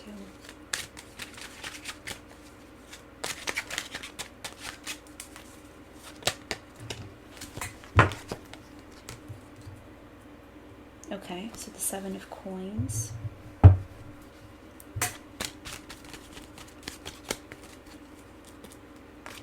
Spirit, please guide my hand.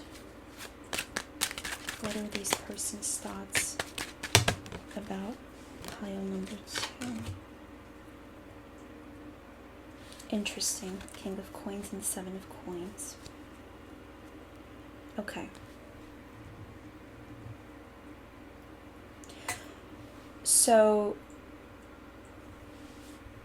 guys, this person definitely thinks that this is something, like they have this very like workaholic, I am seeing this so clearly here. They feel like they need to build and create and do and have to be able to be worthy of this connection and to prove themselves. This person has this very deep tendency to need to prove themselves to other people, and I think that they also have this tendency with you. And sometimes I think that you question yourself. You may question, like, why is this person not showing their emotion? Like, even though they adore you and they may have this very adoring, sweet side, sometimes they hold everything in. And while they're very grounded, they're also not the most expressive. Like, they may not verbalize how they feel. And they may be like this highly independent individual that is a little bit too much at times with the independence that they showcase. And I see here that they see you as somebody who's very stable and grounded, somebody that they can build something with, somebody that they can really like slowly but surely make a life with.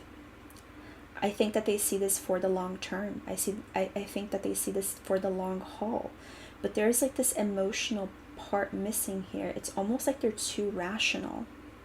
They're too rational about things, and I think it can even come off as being a little bit cold and detached at times. Though they do have this side to them that we saw here with the Lovers, I think that they don't really showcase this side very often. And so it leaves you, because you are so communicative, right? And you have this person who's really not that much. Their love language towards you maybe acts of service. So they may do little things to show you that they care about you. Or they may buy you, but I see buy you gifts, but I see here somebody who would maybe bring you something if you're sick, or they may kind of maybe fix your car for you, things like that. I see this very, very clearly here. And they withhold sometimes some of these emotions. You know, they just think that by doing, putting so much fire, that they're going to show you how much they care. But they don't really verbalize things, and they're a little bit detached. They have this passion for this connection. And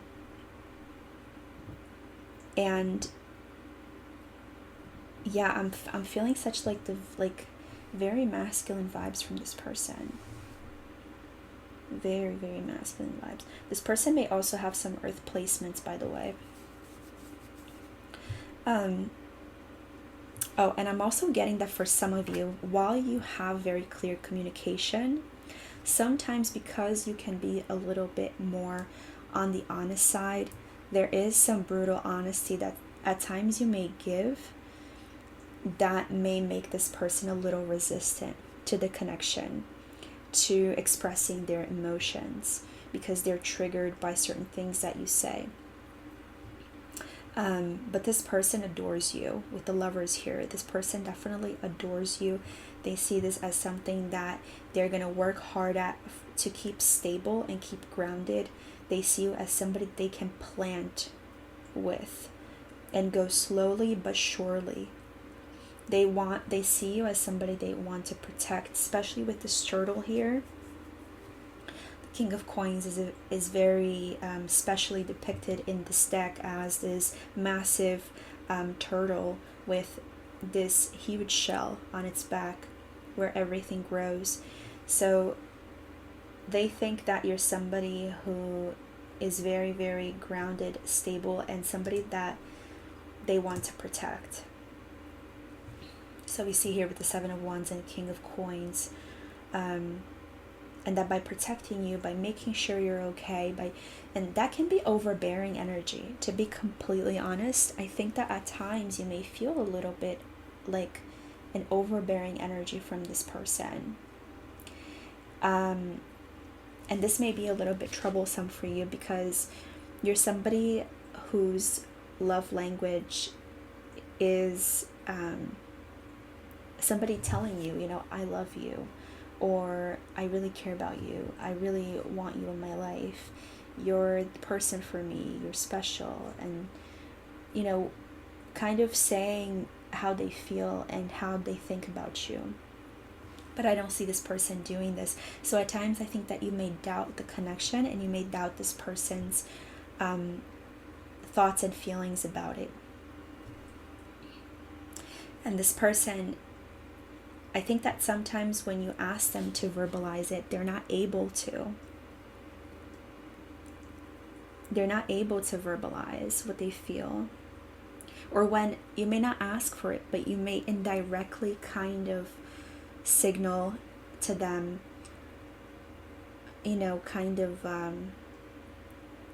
maybe you say,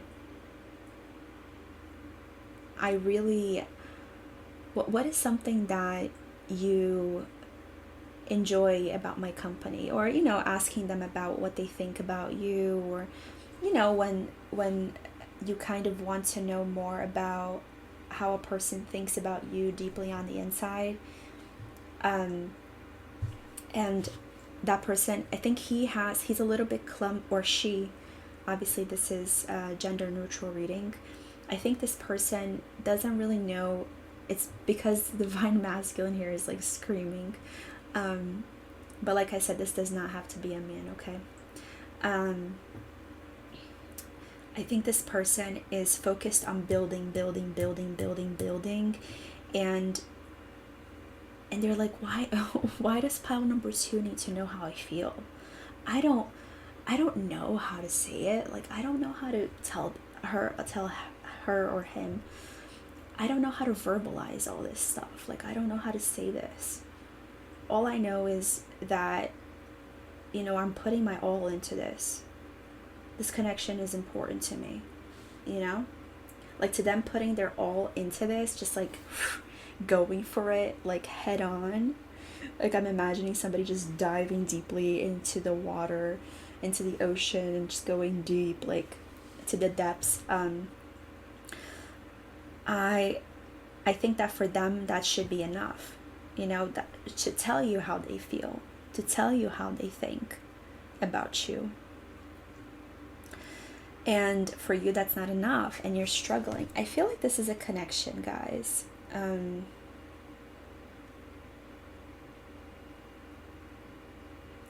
That is definitely something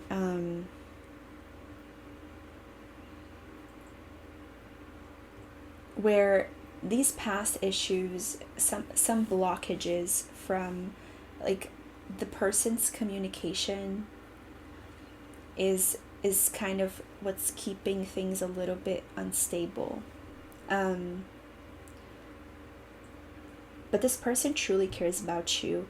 They see you as somebody who they can build with the Seven of Coins and King of Coins. It's all about like they think of you as somebody that, first of all, you're somebody who's very, to them in their eyes, you're somebody who's very focused on building your future too.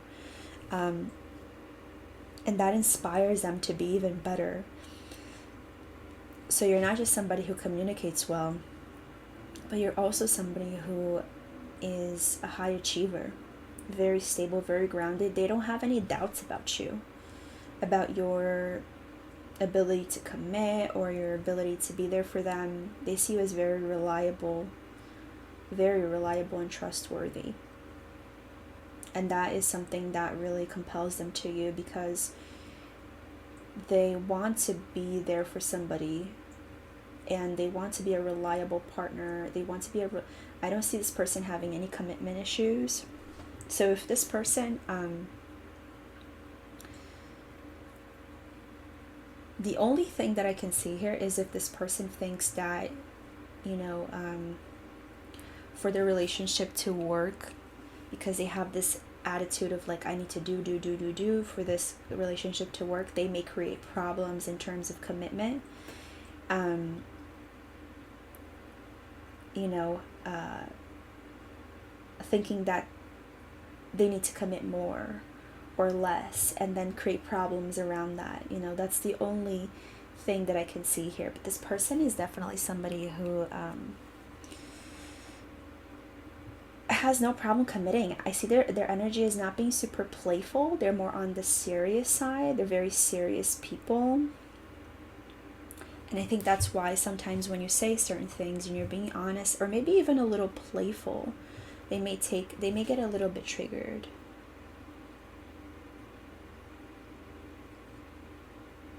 Okay. So how did they feel about you? Pile number 2. Let's get some cards. Spirit, please guide my hand. How does pile number 2's person feel about them? Spirit, please guide my hand here.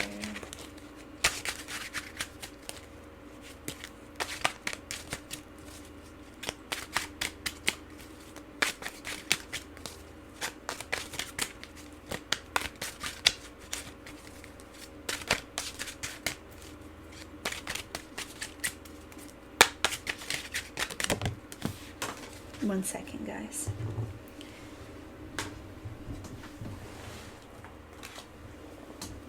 Okay. Ooh, the Two of Cups. I knew it. Yeah. There's a lot of strong feelings in this connection.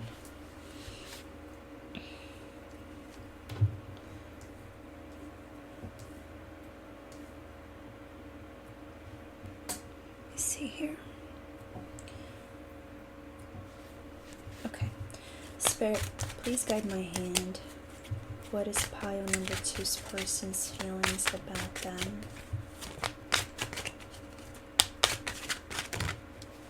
Oh my God, beautiful. Yeah. I don't see, pile number 2, I really don't see any cause to worry here. I'm just gonna be truthful with you, okay? I don't see any cause to worry if you were doubtful about their feelings because they are not super communicative, they're not very verbal. I also think that because they may be, for some of you, this person may be a bit of a workaholic. They may not spend as much time with you as you would like. So I think quality of time and words of affirmation may not be super present. And so because this is something that maybe is important to you, you start doubting them and you feel maybe a tiny bit dissatisfied because you don't get this kind of love from them. Even though I do feel that, yeah, I sense like this sort of almost disappointment. Yeah, I'm getting this energy from you guys. Like you're a little disappointed with them. Like you care about them, but you're a little disappointed. I'm gonna get some cards about your feelings for them, because I see that maybe you might be a little doubtful about the connection. You're a little disappointed because you feel like you want more from them.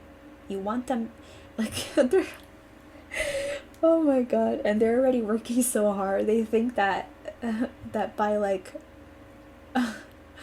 swinging their hammer around, that they're gonna, and just like whack whack whack whack, you know, working super hard, that they're going to make you see them as this valuable, useful person. And you're out here like, I just want you to tell me I'm pretty and that you love me. And they're like, can I fix the washing machine? Like there's a little bit of a dissonance here. And I think you're a little disappointed. You're like, oh, come on. This is feeling a little lackluster. Yeah. Maybe you're feeling like they're being a little boring, too serious, and they're not like showing you this like emotional side. There is this sense of maybe things being a little dull at the moment in your connection. And it's like affecting you. I think this person even has noticed that you're a little bit dissatisfied. They don't really know what to do because all they know is to do. Instead of being, and instead of talking. Definitely not a talker here, okay? We did get the Lovers, which is Gemini energy, but I think this person may talk about like their work, or about like what they do in life, maybe their projects, but they don't talk about like their feelings. They don't talk about like, not as you would like. But this person is deeply in love with you. And I'm not saying this like in a light way. This is feeling like they love you more than you love them. And take this as it resonates, guys. It doesn't really mean that that's the case for all of you, okay? This feels like I'm getting the sense of that kind of connection where the person like toiled really hard to get you, and you were like, I'm gonna give them a chance. And you really like them because they worked so hard to win your heart over, and they were so like serious and persistent, and they went after you with all of their might, and you were like, wow, like this person is really really down for me, and they're really awesome, like they're persistent, I'm gonna give them a chance. And then maybe you were a little bit dissatisfied with what they gave you, because while you do appreciate their labor, I keep thinking of labor, like this person doesn't stop working. I'm like feeling tired just thinking of them. They like worked really hard to win your heart over, with this Knight of Cups here. And this card also came out in the first pile, which is interesting. So this Knight of Cups specifically, I love this deck. But this Knight of Cups specifically talks about a tale of this man who fell in love with this, I think she's a princess, or yeah, I think she's a princess. And this princess didn't want anything to do with men.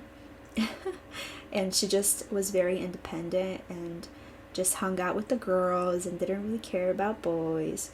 And so he he like disguised himself as a woman to conquer her heart, which is dedication, which is this person is dedicated, baby. Like I kid you not, this person is like they may get like 2 hours of sleep every night. That's what I'm getting. Like and they feel like you're a really good match for them. They really, really, really do. They love how trustworthy and reliable you are, and how truthful and honest you are, even though sometimes it does hurt them and trigger them. They do admire that you are somebody who's very sincere, and what you say comes from the heart. You don't say things to hurt people, though sometimes that can happen, because you are just expressing what you think. I don't think that you do it in a rude way. I don't think that you do it to be brutal or to hurt people. But this person has a past, and because they have a past, there are things that sometimes you say that may be completely, non-malicious. That's not a word, but you get what I'm saying. That are not malicious at all, and they may kind of get triggered anyway because it reminds them of something from their past. I almost want to get more into the past for them, but I do sense that maybe they were somebody who was frequently misunderstood by people. Frequently misunderstood. I'm getting that. Like, because they weren't very good with their words, sometimes they would do things and people wouldn't understand these things and misinterpret, and they weren't able to remediate the situations because they weren't capable of expressing what they truly meant and what they truly wanted to do at the time. And so people just moved on believing that they had maybe ill intentions, or maybe that they were this rough, serious, like maybe cruel person, even though they could be like, this person is the furthest thing from that, honestly. And they see you as like their counterpart, somebody who, they admire the fact that you're so verbal. They wish they could be more like you. At the same time that sometimes they don't understand how you are this way, or like they don't understand why you want certain things from them. They do admire the fact that you do have this trait that they don't possess. Okay. So pile number 2, I'm gonna change things up a little bit. I'm gonna shake things up a little bit in this pile. I didn't do that for the first one. It was very straightforward because everything was kind of fitting into the structure. Because this pile is very different, I am going to get your feelings about them, because I want to get more clarity about that. I'm feeling that you're doubtful. Are you doubtful? I'm feeling you're a little doubtful about this person. It's like, I almost feel like you're kind of settling in your mind, potentially, for this person, and you don't know what to do. Should I settle? Should I move on? Should I go for somebody who's a little bit more aligned with what I want? Somebody who tells me these things, somebody who gives me the love that I desire?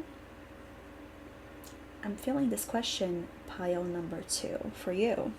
So let's get some cards about your feelings. Spirit, what does pile number 2 feel about their person?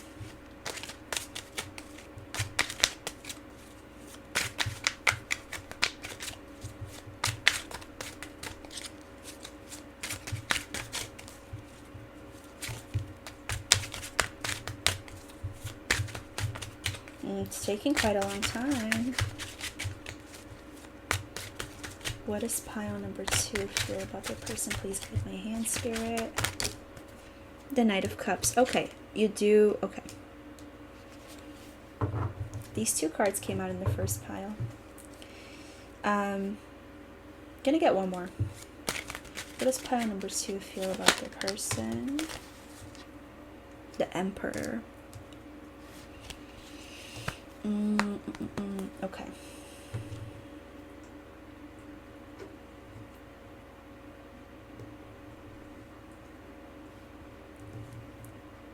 All right. So pile number 2, I see here that you do have strong feelings for this person. I think especially when they first won your heart over, you felt like you were falling in love with them, that you were really deeply, strongly feeling infatuation or puppy love or something like that in the beginning with this Knight of Cups here. They kind of landed you in a way. And I think that now, I feel like this is maybe a little bit past energy, and I feel like this is maybe now energy with the Emperor.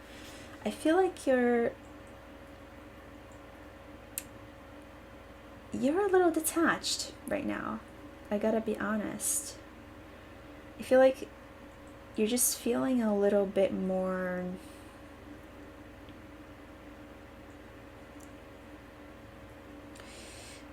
like you're kind of tired of asking for the things that you want, and this person not being able to provide them for you. You're kind of tired.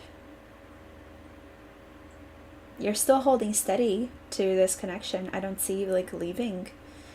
But you're like,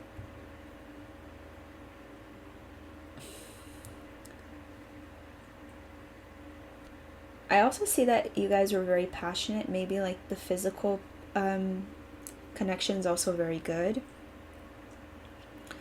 And you want this to work.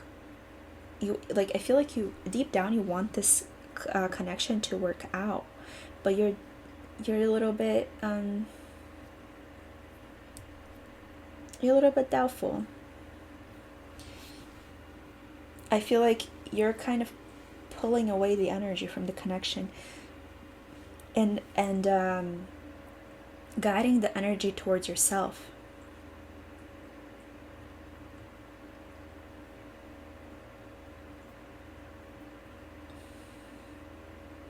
And I think this Emperor... Oh, wow. Okay. Hold on. Sorry, guys. I was just kind of getting some messages here. Okay. So, Spirit is saying that for some of you, because you are so dissatisfied with this person's behavior and the way that they act towards you in love, you are retracting your energy back towards yourself, and you're kind of like in your ego a little bit right now. So that's maybe why you are sometimes saying certain things that are triggering towards this person.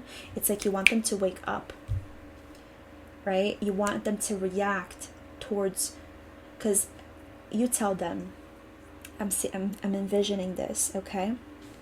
This is only for some of you. I'm envisioning this, like, you never tell me how you feel about me. And this person's like, I don't know what you want me to do. I do everything I can. I work really hard. I'm just doing my best. They don't understand. And then you retract your energy. You're like, oh, like they don't get it. And then because you're dissatisfied, this is like growing. I think that there's some growing resentment here. And you're like, I don't really know like what to do. And the resentment keeps building because this person doesn't know how to communicate, and then you start making these little like maybe sarcastic comments or certain like more rispid comments to this person to get them to realize that they need to act, that they need to not act but say things and give you the love that you deserve and that you want. They think that they're giving you the love that you deserve, to be honest. I see this from their energy. But you don't think so. You don't think the same way. And this is making you get sort of like in your ego a little bit. And there may have been some fights here between you guys where you're dissatisfied, you say something kind of a little bit mean towards this person. Maybe you're not even consciously aware of it.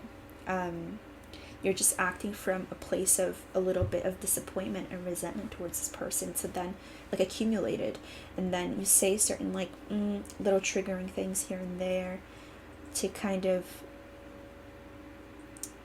you know, like a little needle, like stinging them a little bit to see if they wake up and start acting the way you want. I see that there's like a misunderstanding, there's like a mismatch of energies here between you guys, you know, like it's almost like a certain incompatibility. And I'm not saying that you guys can't work out these issues or can't like move forward in a healthy, positive way. I just think that right now there's a mismatch in your views of the world and your views of a relationship and what love is like. And can this be resolved? This is my understanding, pile number 2. And this is going to be solely from my understanding. So you can take it, you know, or leave it. And that's, you know, it's just from my perspective. I come from a psychological background. And so I can kind of look into this a little bit deeper. Here's the thing. There's a couple of things that can happen here. If you decide that that you need this person to be this different person, communicative, loving words, somebody who spends a lot of time with you, right? And you talk to this person, you make this known. Maybe you guys even go to therapy or some kind of you get some kind of help outside of the relationship to make to help this person see that they need to change the way they express their love to make you more satisfied, happier. Then there's a possibility that you guys can come into alignment. Okay? But this is not a guarantee, pile number 2. Because this person has a kind of like a little bit of a stubborn energy, all right?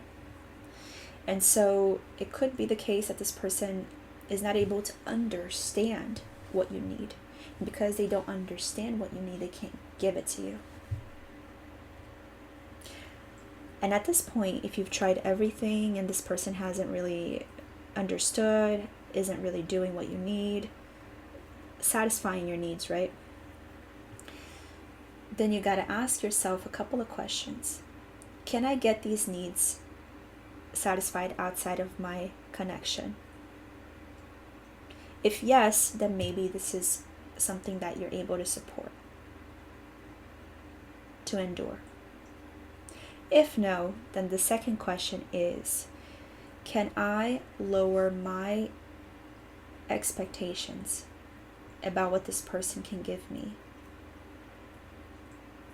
and, you know, satisfy my own needs or push these needs aside, which I don't really recommend, because if you have these needs, you have these needs. Okay? If that's a no and this person still doesn't change, then you have your answer there. If this is a yes, then maybe there's gonna be a way to you guys match each other's energy, but not match each other's energy, but come to terms with each other's, you know, personalities. But be advised that if you do lower your expectations and you settle and this person doesn't, keeps doing what they do, that you may feel breeding resentment towards them over time.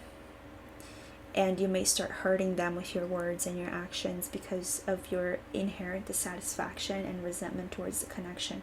Because maybe at face value, you will say to yourself, you know what, I actually, I can deal with this. You know what, I don't need them to do this for me. I don't need them to show me this kind of love. It's fine.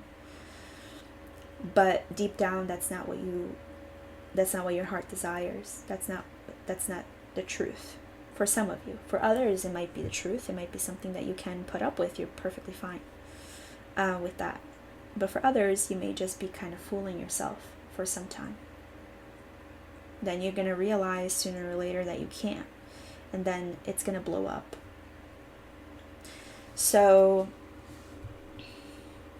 this is what I'm seeing for the connection pile number 2. I'm going to get some channeled messages from your person. We're going to get some advice. I think that definitely this situation merits some advice here. So we're going to get some advice from Spirit about the connection, and then we're going to finish the reading. All right. So, but this connection, it seems to me that it's something that both of you are invested in. Both of you are invested in, both of you want this. If anything, you're the party that's least invested here, that's doubting this connection more than this person.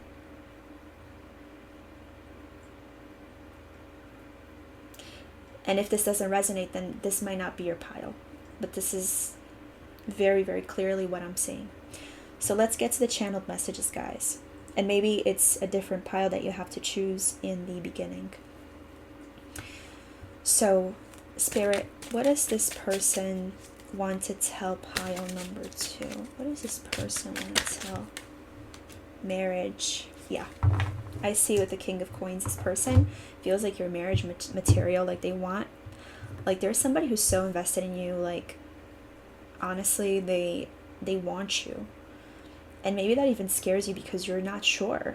You're not sure if you want this, right? So, Spirit, what else would this person tell pile number 2? Forgiveness. Forgiving yourself or another will help you move forward. So this person feels your dissatisfaction. They feel that you're having some resentment towards them. They're not, even though they're not emotionally expressive, they can feel that you're not happy at times with this connection. That they know that you care about them. They know that you love them, but they feel a little bit of resentment and they want your forgiveness. They want to tell you that they're not doing this on purpose, that they really don't understand because they have a different way that they were raised, a different perspective that they created for themselves. They have a different reality concerning love and what they should do in love. It's not that they're not trying to understand you. They really are, but they just can't. They're having a hard time. They really want you to forgive them.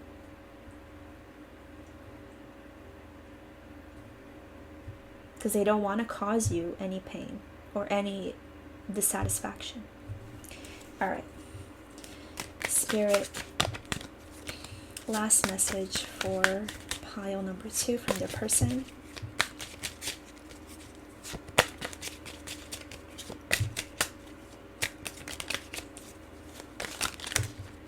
Finances. Financial challenges are affecting this connection. Yeah.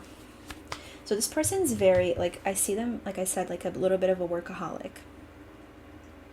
And I think that they feel like they need to have a lot of money and a lot of wealth to provide for you and for them. Especially because they want to get married to you one day. I see this so clear with the King of Coins here. All these cards, I mean, like, they want to build something with you.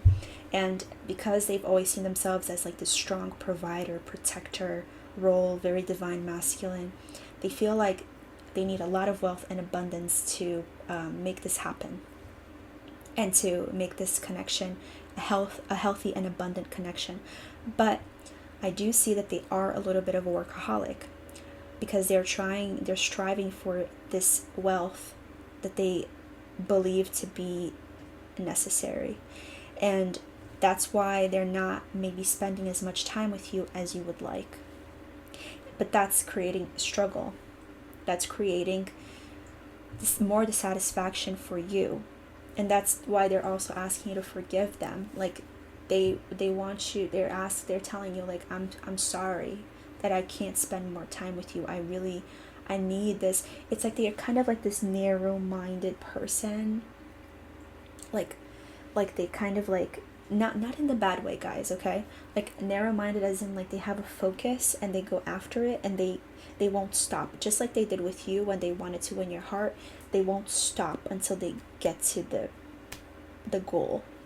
And they can become a little bit narrow-minded about everything else around them, because they feel like that's how they're going to prove to you that they're worthy, that they're somebody stable, that they're somebody who can protect you and provide for you and be this like solid man or a solid girl. I'm getting sorry guys if I keep saying man. I'm just getting like a lot of masculine vibes from this person, okay? And they're not realizing that that's not what you need. You're like, you know what, like, yes, like money is important, but like I need you to be with me. I need you to spend time with me. I need you to dedicate more of yourself to this connection, outside of just working and making money and doing things like at home and doing things for me, like acts of service, like fixing light bulbs and like things like that, you know? And they think, oh, you know, I'm being such a great partner. And you're like, no, like I need more. I need like an emotional, like, I need you to be more like the lovers. I need you to be more of like this adoring, loving figure, but like verbally expressive to me. Okay. So advice from Spirit. Yeah, look what's trying to come out. One more card wants to come out here. Play hard, find time to laugh, goof off, and enjoy each other. Look at that. This card was like facing up in the pile. Yeah, you want more time with this person. It like confirmed what I was thinking, what I was, you know, channeling. This person wants, you want more time to laugh and enjoy time with this person.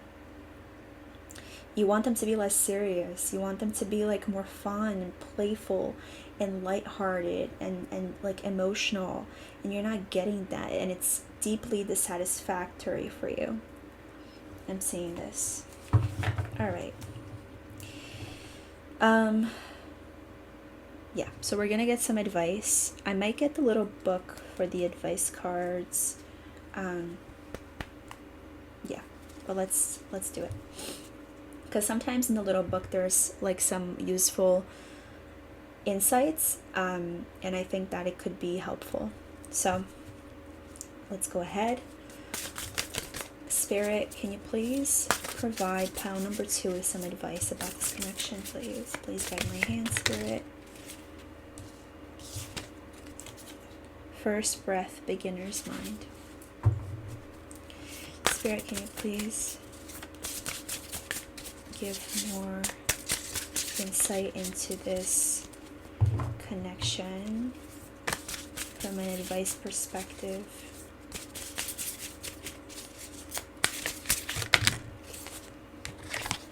Sky bridge, possibility for union. Interesting. All right. So guys, this is what I'm seeing here.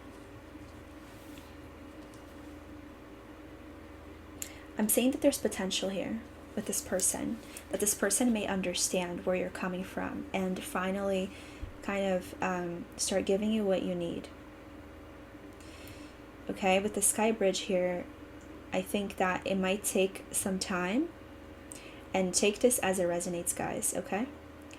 But this person may be somebody that you can gradually talk to and give them like examples of what you would like, or because they're not in this mind frame that you are. So potentially, therapy or couples counseling or something like that could be helpful here.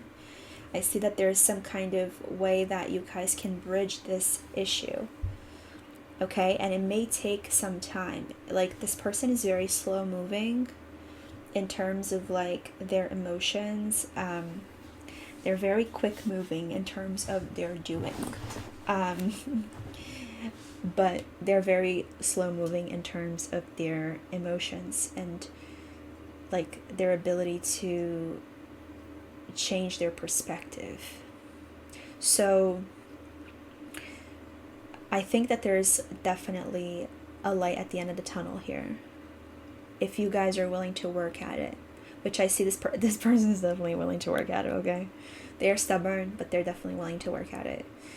The question is, are you willing to wait? Are you willing to wait for this person?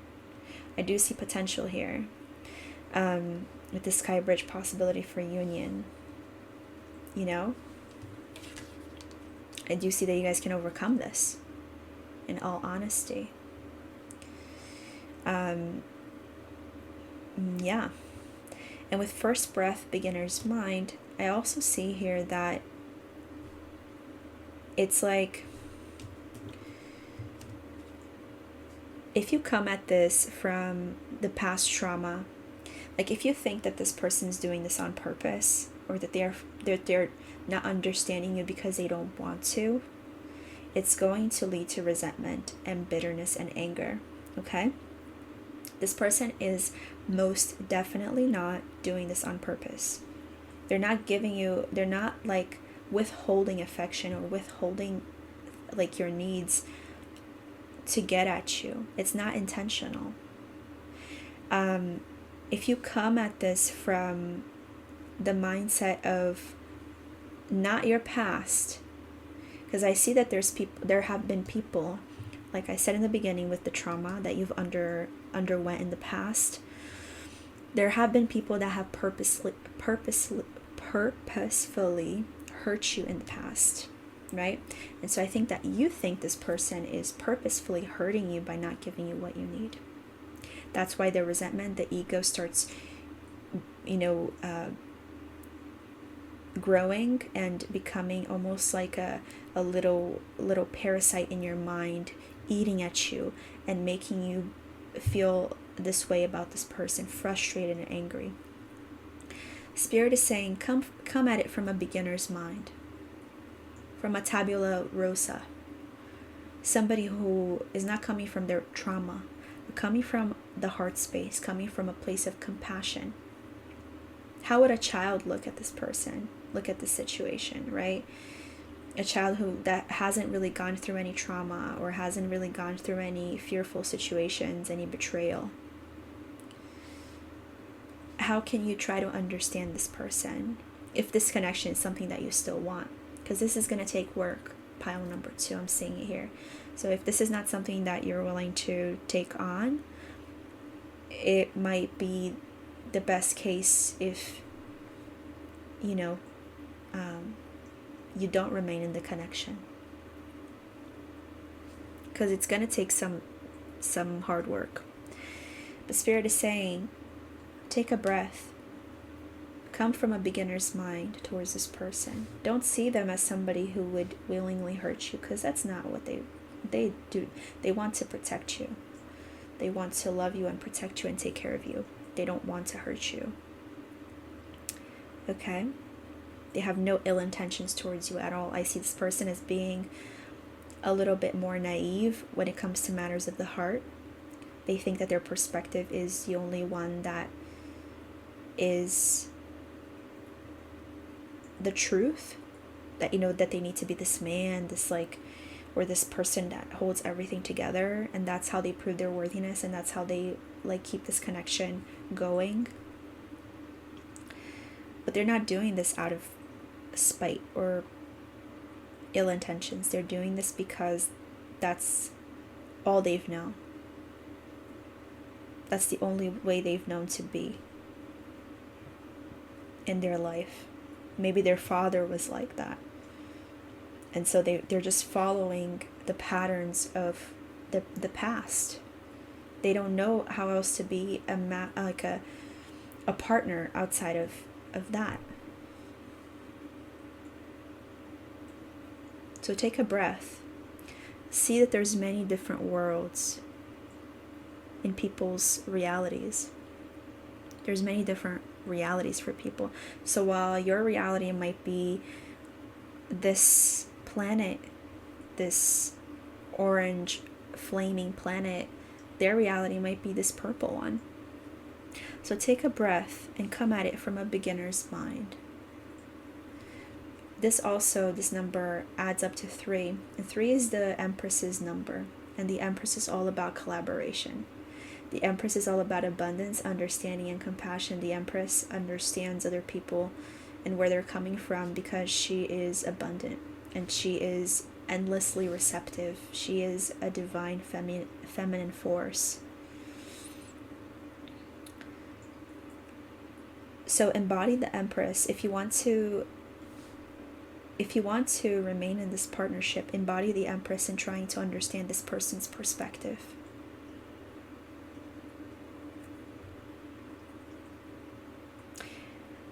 And this is 47, which adds up to 11, which adds up to 2. And 2 is all about union and partnership. And I see that the possibility for this to work out, for you guys to understand each other after some time, patience, work. But that's up to you, and that's up to them too. But mostly up to you, pile number 2, because I see this person as being very much willing to work hard, even if they're a little bit stubborn at times. But pile number 2, I'm going to leave the reading here. Thank you so much for being here with me and for watching this reading. I hope that it provided some clarity with your situation. I hope that the advice is useful for you in this connection. And if you enjoyed the video, please give it a like and subscribe to the channel if you want to keep up with the readings. And comment in the comment section if you are inclined to do so. And tell me what you thought about the reading. And let me know if this structure is something that you want to see in the future. Thank you so much, guys. So much gratitude, so much love, and so much joy for you and for your person. Thank you so much. Bye-bye. Hi, pile number 3. Thank you so much for being here. This is going to be the 3rd love reading of the video. And I had some technological issues with the first 2. In the first one, the mic stopped recording, then the camera stopped recording, and the second one, the camera stopped recording. So I'm going to have to make some adjustments to those. But hopefully this is the one where nothing happens. This is my first collective reading for YouTube. I've done a lot of personal readings in the past. And I've been doing tarot for many years. Like I said in the intro, I do have a psychology background. So this is something that I incorporate in my readings. And so today we're going to be getting into your connection with your person. You chose the red garnet. And you chose this candle with this tribal colorful design. So the first thing that I'm going to do is I am going to get an energy read about you and your person. And then we're going to get into how they think and how they feel about you. And then we're going to get channeled messages and then advice from spirit. We might change things up a little bit depending on your situation. I did change things up a tiny bit for pile number 2 because I felt like the situation was a bit unique. For pile number 1, it was a little bit more straightforward and I was able to follow the structure more readily. But with this pile, I'm just going to spontaneously, as spirit channels through me, I'm going to spontaneously choose other things that maybe could potentially be useful for you to know. So, but we're still going to follow the structure. It's just that there may be additional things that Spirit may want you to know that I may bring forth. All right. So, pile number 3. Let's get started. So, Spirit, what is pile number 1's energy? What is pile number 1's energy? The Queen of Pentacles. Ooh. You guys are very abundant. Let's just say that. Spirit, what is pile number 3's energy? Ooh. Just one card, please, Spirit. Guys, I'm getting 2 cards for each person for their energy. So, for your energy and their energy. So, I'm going to get one more for you. Spirit, what is pile number 3's energy? What is pile number 3's energy, Spirit, please? It makes sense too, because the red garnet is related to the root chakra, which is related to earth. And the Queen of Pentacles is a card related to earth signs, so Capricorn, Virgo, or Taurus. And we have the Knight of Cups in reverse. Okay. Interesting.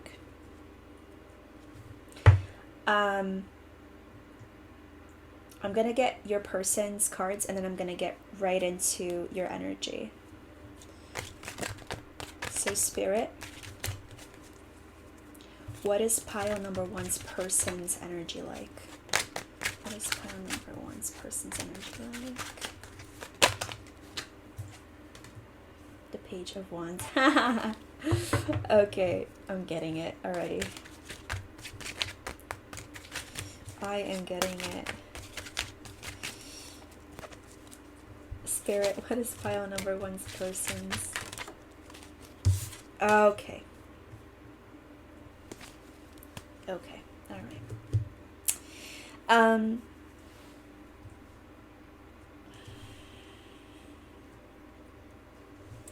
So pile number 3. I see you as being somebody who's very reliable, very trustworthy. I see you as being very mature, and you're very stable in your life right now. Maybe even with regards to your finances, I see you being very stable. I see you that you have like risen throughout your life, and you've dedicated a lot of time and energy towards becoming a really like a version of yourself that you can be proud of. You can be in your power, and you can be in your inner strength.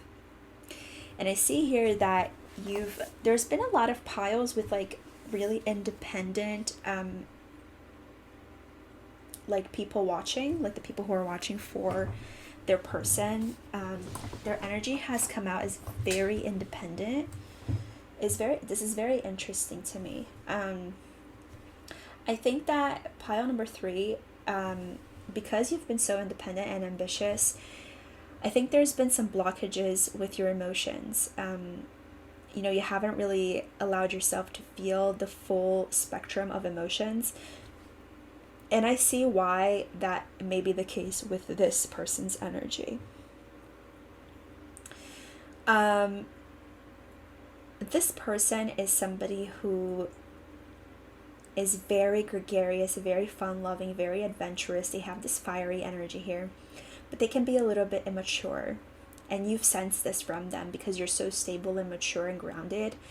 I think that deep down, you've wanted some fun in your life for a while. Like some like really like flirty,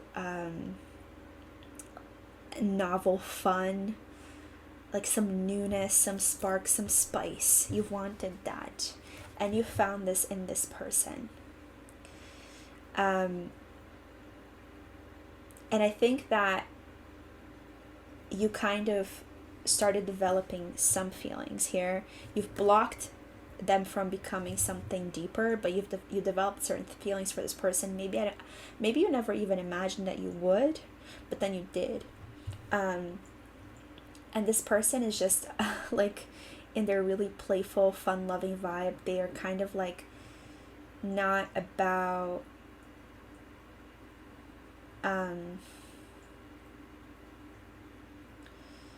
I feel like they're coming from, maybe I see a couple of different scenarios here. I think that they're coming maybe from a situation in their past that was very troublesome, that had a lot of chaos, and they now are finally feeling free and finally feeling like themselves again. And so they're just like in this fun loving gregarious vibe where they are exploring life and meeting people and having fun. Maybe they're going to parties, maybe they're going to events where they can have a blast, and maybe that's even where you met. I almost see that maybe you guys have met like in a work function or something like that, like a fun work function, or somewhere where you went to kind of let loose and they were there. Could be different scenarios here. Or maybe like in a dating app where you were like, you know what, like I just want to have some fun. Like I want to like spice things up in my life a little bit. I want to meet somebody who's just like quirky and interesting. And then this person came along and kind of like showed you all this like joy, and you were like kind of enamored by it. And the thing is, this person is like in a very immature vibe. I'm feeling that. I think that they're coming out from a tough situation. Maybe I'm feeling like for a lot of them, it's a past relationship that was really chaotic, and they're just like not trying to have anything serious right now. And this is why you've blocked yourself from developing deeper emotions for this person, because you've sensed this from them. You've sensed that they're like a little bit iffy about responsibility or commitment to somebody. And so you've kind of stopped yourself in your tracks a little bit here. And I do see that there's like this vibe of like you guys resonate with each other. You may bring out the best in each other. Like you guys have a lot of fun together. I see that here. This person allows you to be a little bit more free, a little bit less serious, a little bit like you give in to your temptations a little bit. In life, you do things that maybe you wouldn't do if they weren't around you. And this can give you a sense of excitement. They know how to excite you, that's for sure. And at the same time, I think that there's like some distance at the moment between you guys. They're really trying to get away from any kind of seriousness or responsibility or any issues, and just live in the moment and just like have fun in their lives. That's the energy that this person's giving you right now. So let's get some cards for what this person thinks about you. Spirit, what does pile number 3's person think about them? I'm gonna take it. The 8 of Cups. Okay. Spirit, what does pile number 3's person think about them?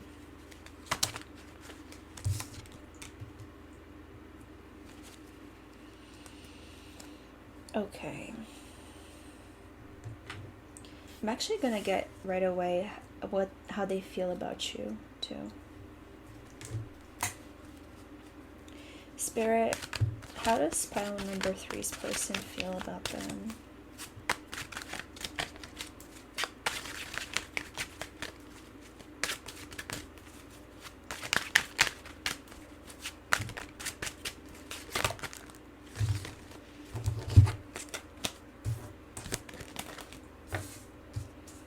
So a lot of cards wanted to come out here. How does pile number 3's person feel about them? Spirit, please guide my hand. Oh, the Lovers came out. 1 second.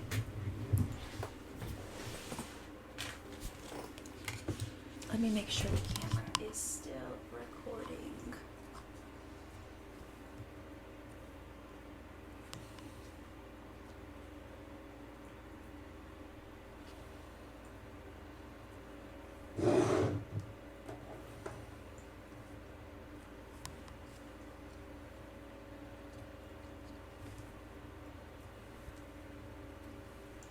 Like the archetypes that I'm getting here for you guys,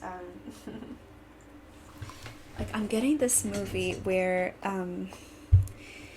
like the extremely independent woman like finds this like really fun loving joyful guy, and they get together, but the guy is like a little bit of a like the typical rom-com. That's what I'm getting here, and you guys may even be laughing to yourselves like, yeah, this is kind of like a rom-com, like Jennifer Aniston starred in that one movie, and you're like, yeah, this is what's happening to me. That's the like feeling that I'm getting, guys. Let's get one more card for how they're feeling about you. Spirit, can you shed light into how pile number 3's person is feeling about them? Please guide my hand. 5 of Cups in reverse. Okay. Interesting stuff here. What I can tell you right away is that this person definitely has feelings for you, pile number 3. They may not want to admit to it because they don't want the responsibility. But they feel like it's like a fresh new start for them in terms of like something positive in their lives. You know, not that they necessarily want stability, but they want like, I feel like they do want to explore this with you. Like they want to keep it going, but they don't want to promise anything. They definitely feel like you guys complement each other. Like they enjoy that you're reliable and stable, but they're kind of a little bit more free. Like they feel like it's kind of funny that I'm getting like that they think it's a little charming that you're just like so serious sometimes, and then when you're with them you kind of let loose, and they see this different side of you, and it's really cute and endearing, and they're like, you know what, pile number 3 is actually somebody who can be really exciting and amazing when they let their hair down, and at the same time, like they admire the fact that you are this like ambitious, driven person with so much responsibility. It's like you're the epitome of responsibility, and they just are the epitome of like non-responsibility. With the 5 of Cups in reverse, I feel like this person, yeah, they definitely came out of a really tough relationship, really tough situation in their lives. I mean, it doesn't have to be a relationship. It could be also like maybe somebody who passed away, or something happened that was really like heartbreaking for them, and they are still like kind of trying to overcome this issue, but they are inherently very optimistic and fun-loving people. I'm getting like fire sign here, and for you guys I'm getting earth sign, but I'm getting like this really like optimistic, fiery person who doesn't allow life to get them down, but for a while they were down, for, you know, like for a little bit they did allow themselves to kind of get into this hole of sorrow, which is not usual for them or their personality. Something really, really intense happened. Could be some kind of loss of something, like someone or something. I'm feeling like it's a person. Yeah, I'm definitely feeling like it was a person. I'm definitely feeling like for the majority of you, this person had some kind of really hard, tumultuous breakup where they were really heartbroken. And they're finally now navigating towards clearer waters, feeling like themselves again, and so they're like extremely scared about entering anything new again. Like they're like, no. Like, that's kind of like what I'm channeling. In terms of how they think about you, they feel like you are, when you're with them, I feel like you kind of leave these like really, like solid situations that you once believed were right. Like I said before, I think that you're very stable and responsible, and I think that when you're with them, you just kind of walk away from this stance, from this dynamic, and you pave your own way and with them. And I think at times, like, at times I think that they think that you sometimes like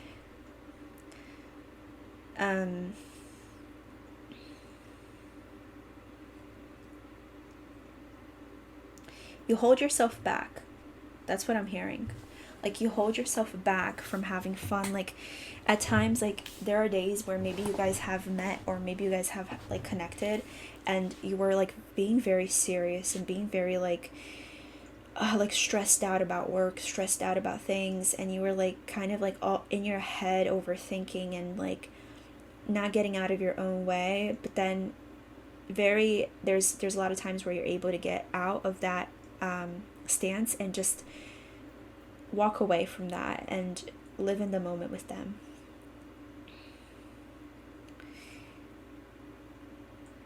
Also, for some of you, and this is not everybody, you may be leaving some kind of situation.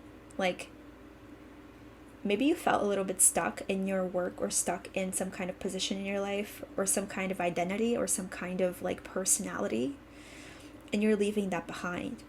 I'm getting that very strongly for some of you, that you're leaving this like idea of who you were behind and allowing yourself to be free again. And this is really hard for you because you sometimes feel stuck in that position that you've kind of like told yourself that you have to be, that you need to be this person who's very like serious, ambitious, driven, like somebody who's generous and giving. I think that you're also like a giver and you're very generous. Maybe you might even help out your family or help out people who are close to you financially or energetically or in some type of way, and you feel kind of stuck to these obligations.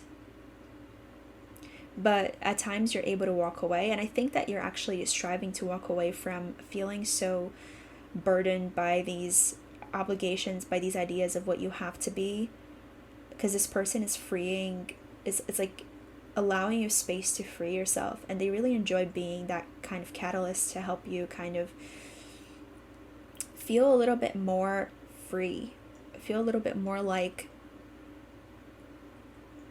you're not just one thing, you're not just one identity, you're not just one, this one like persona that you've been stuck to for so long, that you're so much more than that, and that you have the capacity to be like excited about life, like laugh and be a little crazy, honestly. But this person definitely has very deep emotions. Like they kind of adore you. Yeah, I'm seeing that. Like the Lovers came out for the second pile as well. They kind of like feel this like adoration for you. They feel like you guys complement each other. Like they actually enjoy getting you out of your shell. I'm seeing this. Like they enjoy like when you finally like crack that shell and you come out and you're just like this like fun-loving, like funny, quirky person with them. They really enjoy it.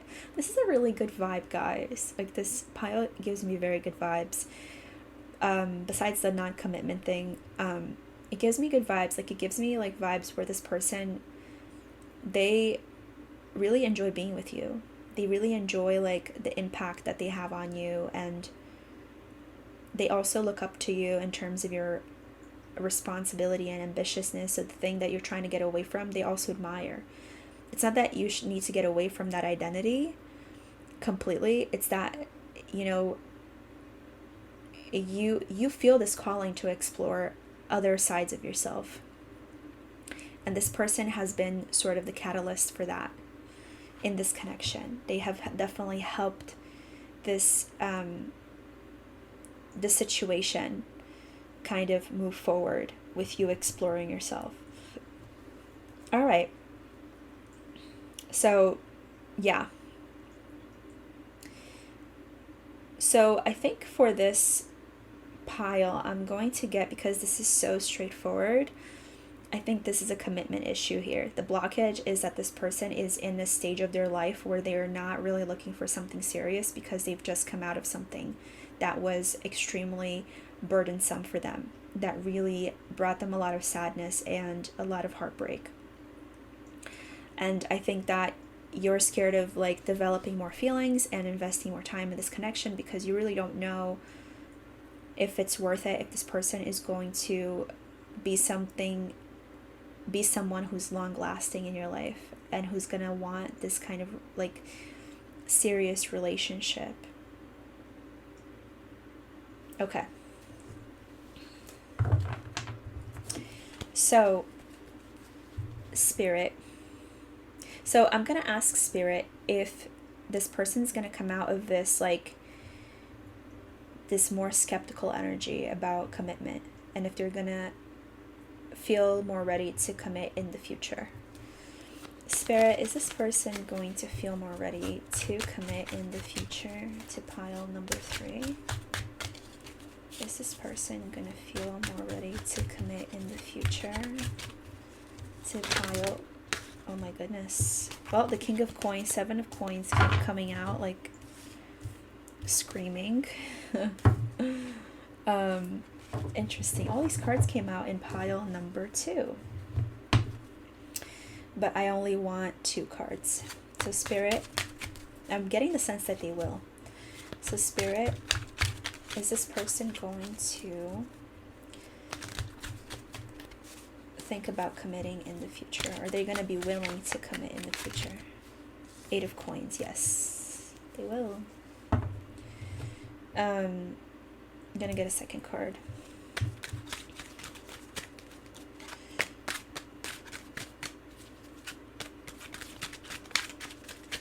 Spirit, can you get a second card as a clarifier for this 8 of Coins? Are they going to be willing to commit in the future? The 4 of Coins. Actually.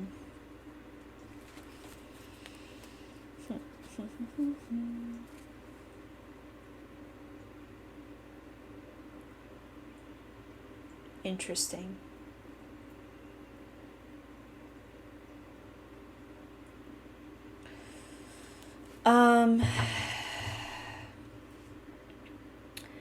This is a maybe. This is a maybe. So, at first I thought it was a yes, but with this 4 of Pentacles here, I think it's a maybe. I think that they see you as somebody, like if they were to commit to somebody, it would be you. But it's painful for them to think about that commitment. It's painful and fear-provoking. To commit right now would be to kind of kill their freedom.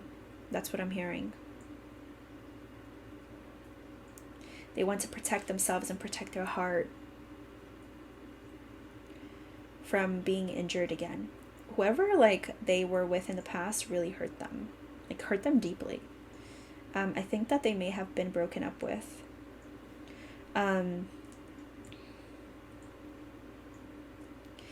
And this person feels like working hard for a relationship can be really painful and not worth it at the end. That's just the mentality that they have about it. That it just will take away your freedom, and then you're not going to be able to reap any fruits, and the connection is just going to be pain and sacrifice, constant sacrifice and pain, long arduous pain. I know this sounds like really like OD, guys, like exaggerated to the max, but this is how this person feels because they've been heavily traumatized by the past connection they had. It's just painful for them to think about commitment.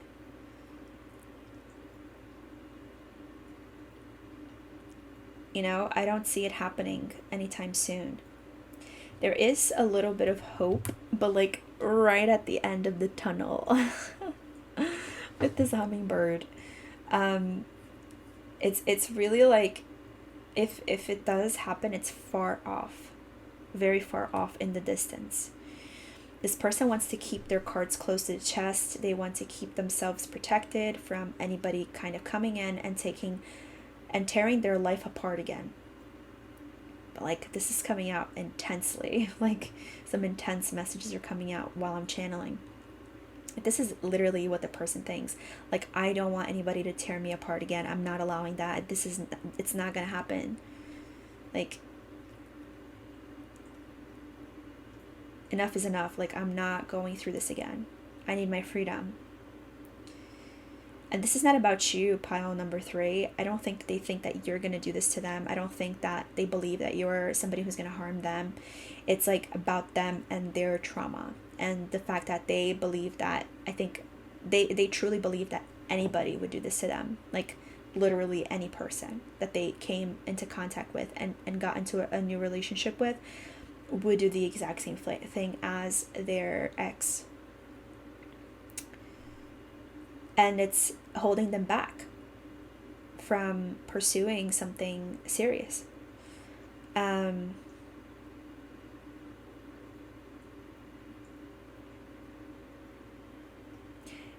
To them, it would be torture to be in a relationship right now.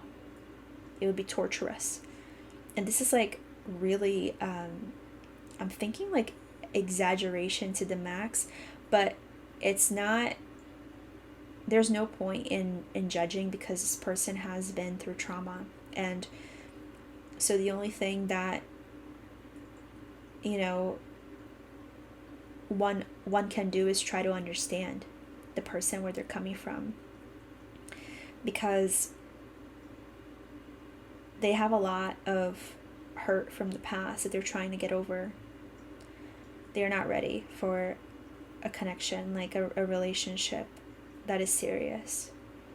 I'm seeing that pile number 3.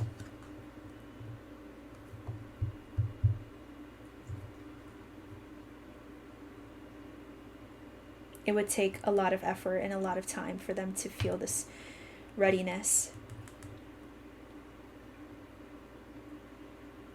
So, you know, if you are willing to wait for this person to commit, I would say, you know, it might take a long time.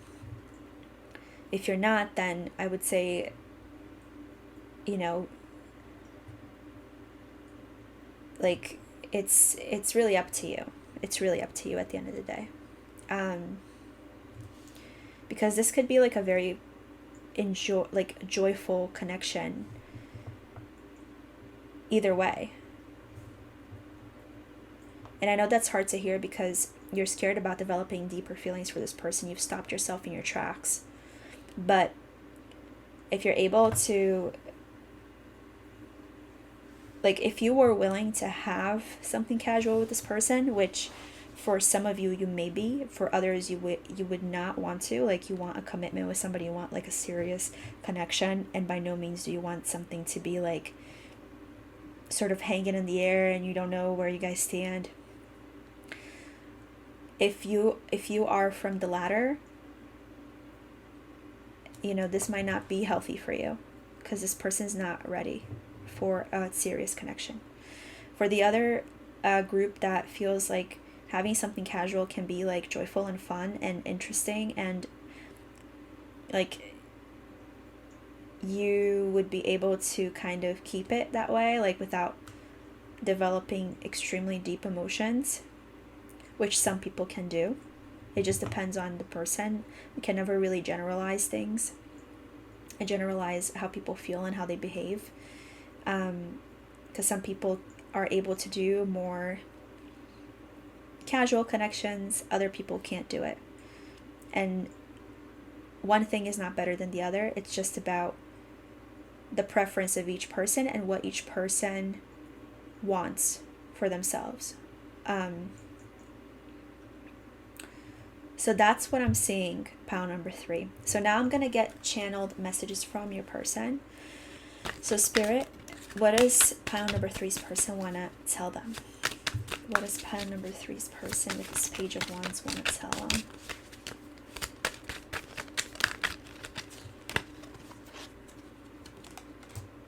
Patience. Yep. All right. Warning. Okay, I'm gonna get these two because I want a 3 anyway. Okay. Okay. Interesting. So definitely patience, pile number 3. If this is something that you want for a serious relationship, it can happen, but it will only happen in divine timing. It will only happen when this person feels ready. And this may take a long time, so patience, the person saying, have patience. You know, I think that maybe at one point in the very distant future, because this hummingbird is a symbol of prosperity, of love, you know, of harmony. This hummingbird is a hopeful sign in the very long, far away location in this card, very far away in the sky. So patience will be needed here if this is something that you really want.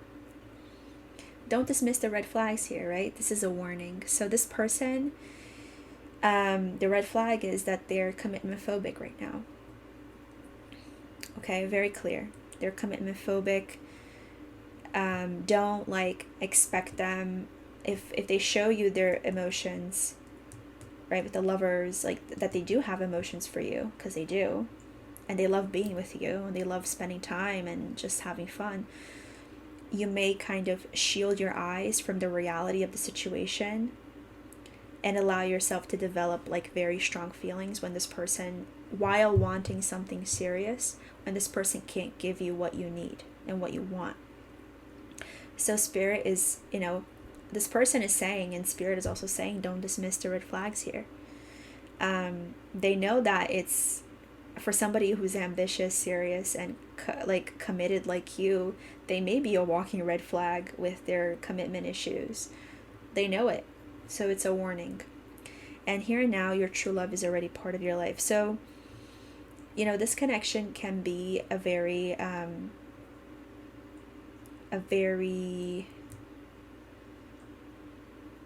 exciting and real connection.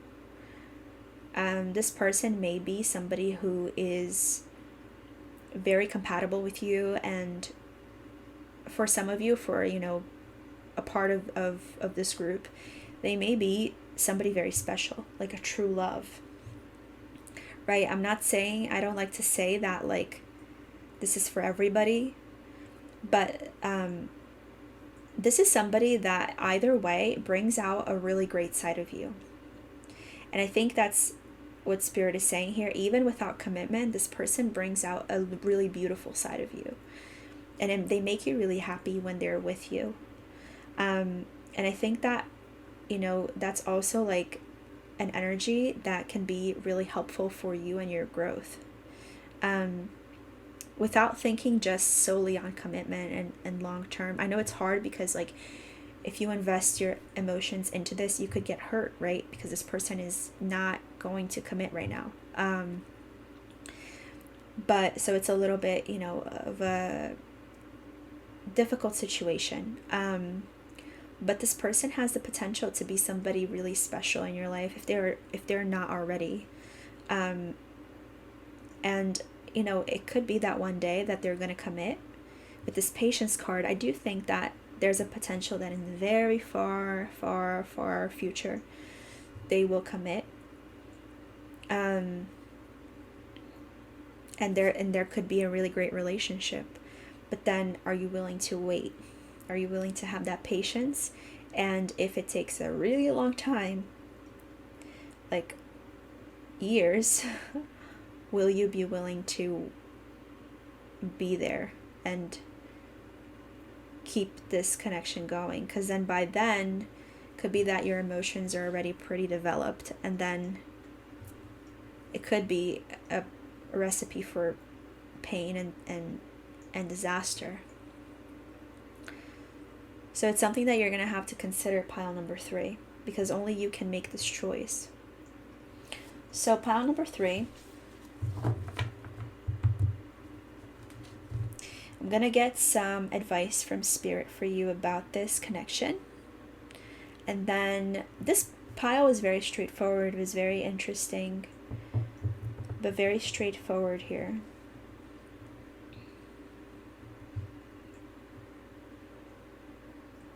This person is definitely trying to mend their broken heart. They're trying to mend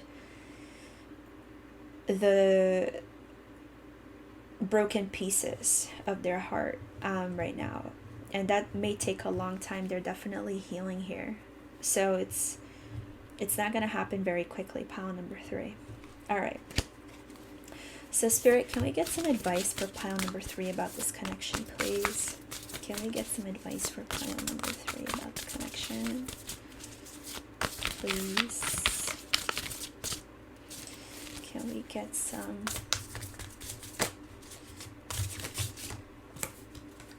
horned cactus, resourcefulness? Can we get some advice for pile number 3? Vanishing mirror, ego sublimation.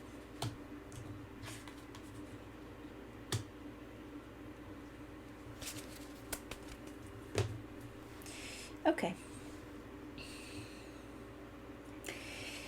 Beautiful.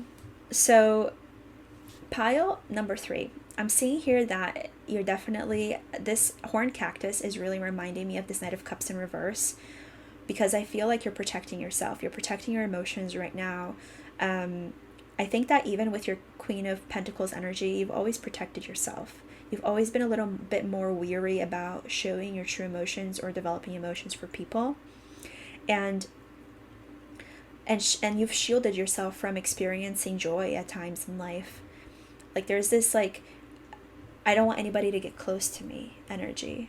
And I don't want to be in this like joyful like energy. Like I don't need anybody to feed into me. I don't need anybody to water me. Like I am plenty by myself. And while that's not by any means a dysfunctional, like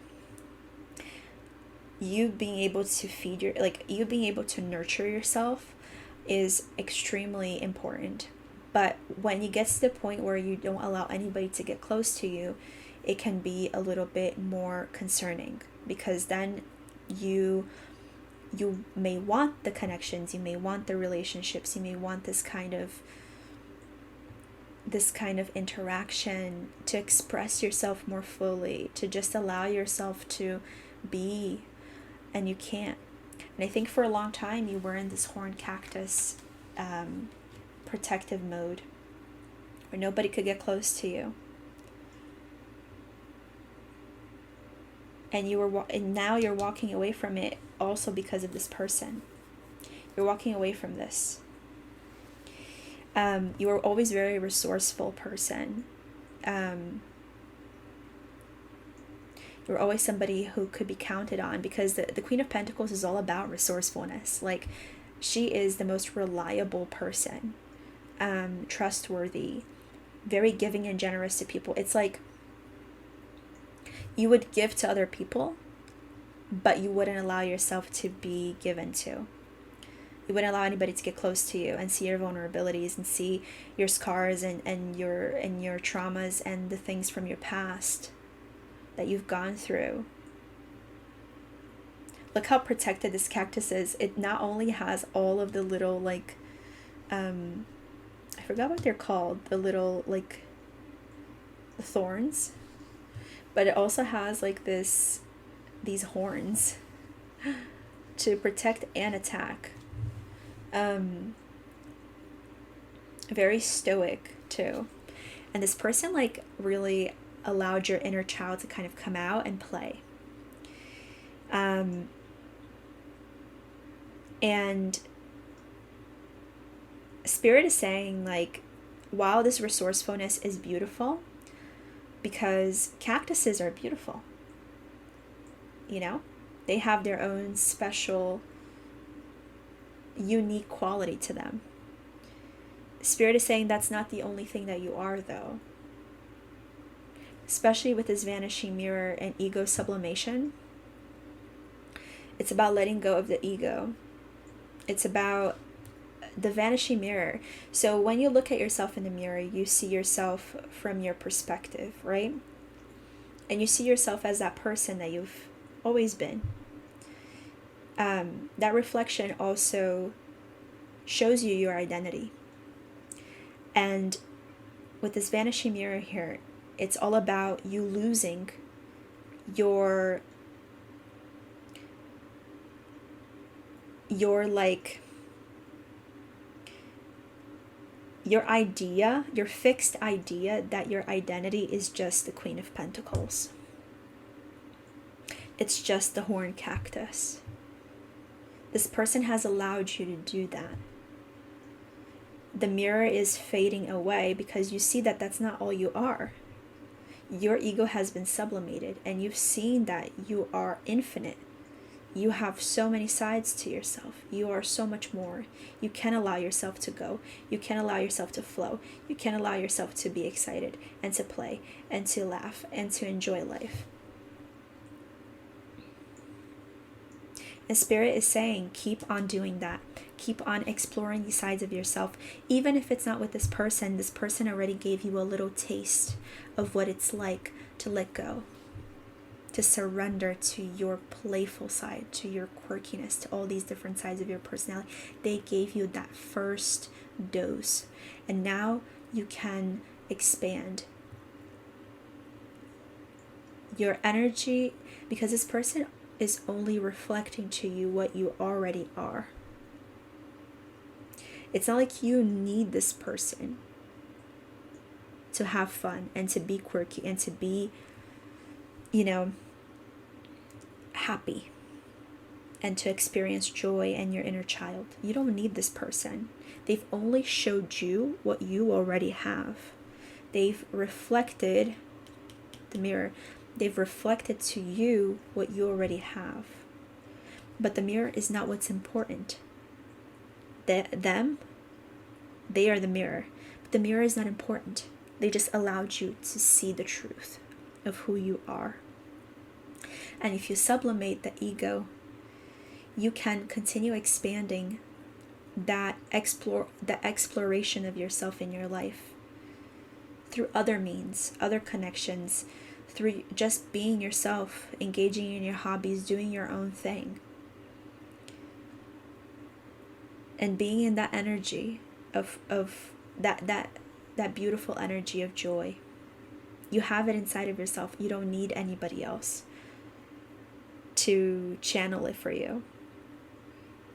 That's this advice from Spirit. If you feel attached to this person because you think that they're the only person that can bring this out of you, and that if they're not in your life, then you can't experience joy, then you can't play, you can't be happy. That's not the case. Spirit is saying you can still have this because it is part of you. There are many ways in your life where you can find this side of yourself again. This person was just the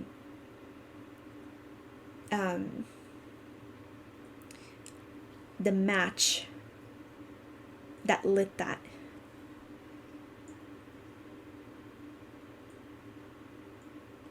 But now you can light it yourself because you know that it exists. It's been shown to you.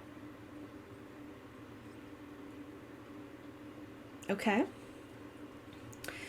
So pile number 3, I'm going to leave the reading here. Thank you so much for being here with me. I really appreciate your presence. And if you enjoyed this video, please leave a like if you are inclined to do so, and leave a comment letting me know what you thought about this reading, if it helped you, if it gave you any clarity in your life and in your connection. And subscribe if you like to keep up with the readings that I'm going to be doing next. I'm going to have a lot of really juicy videos in store with a lot of interesting readings. So I look forward to seeing you there. I'll see you next time.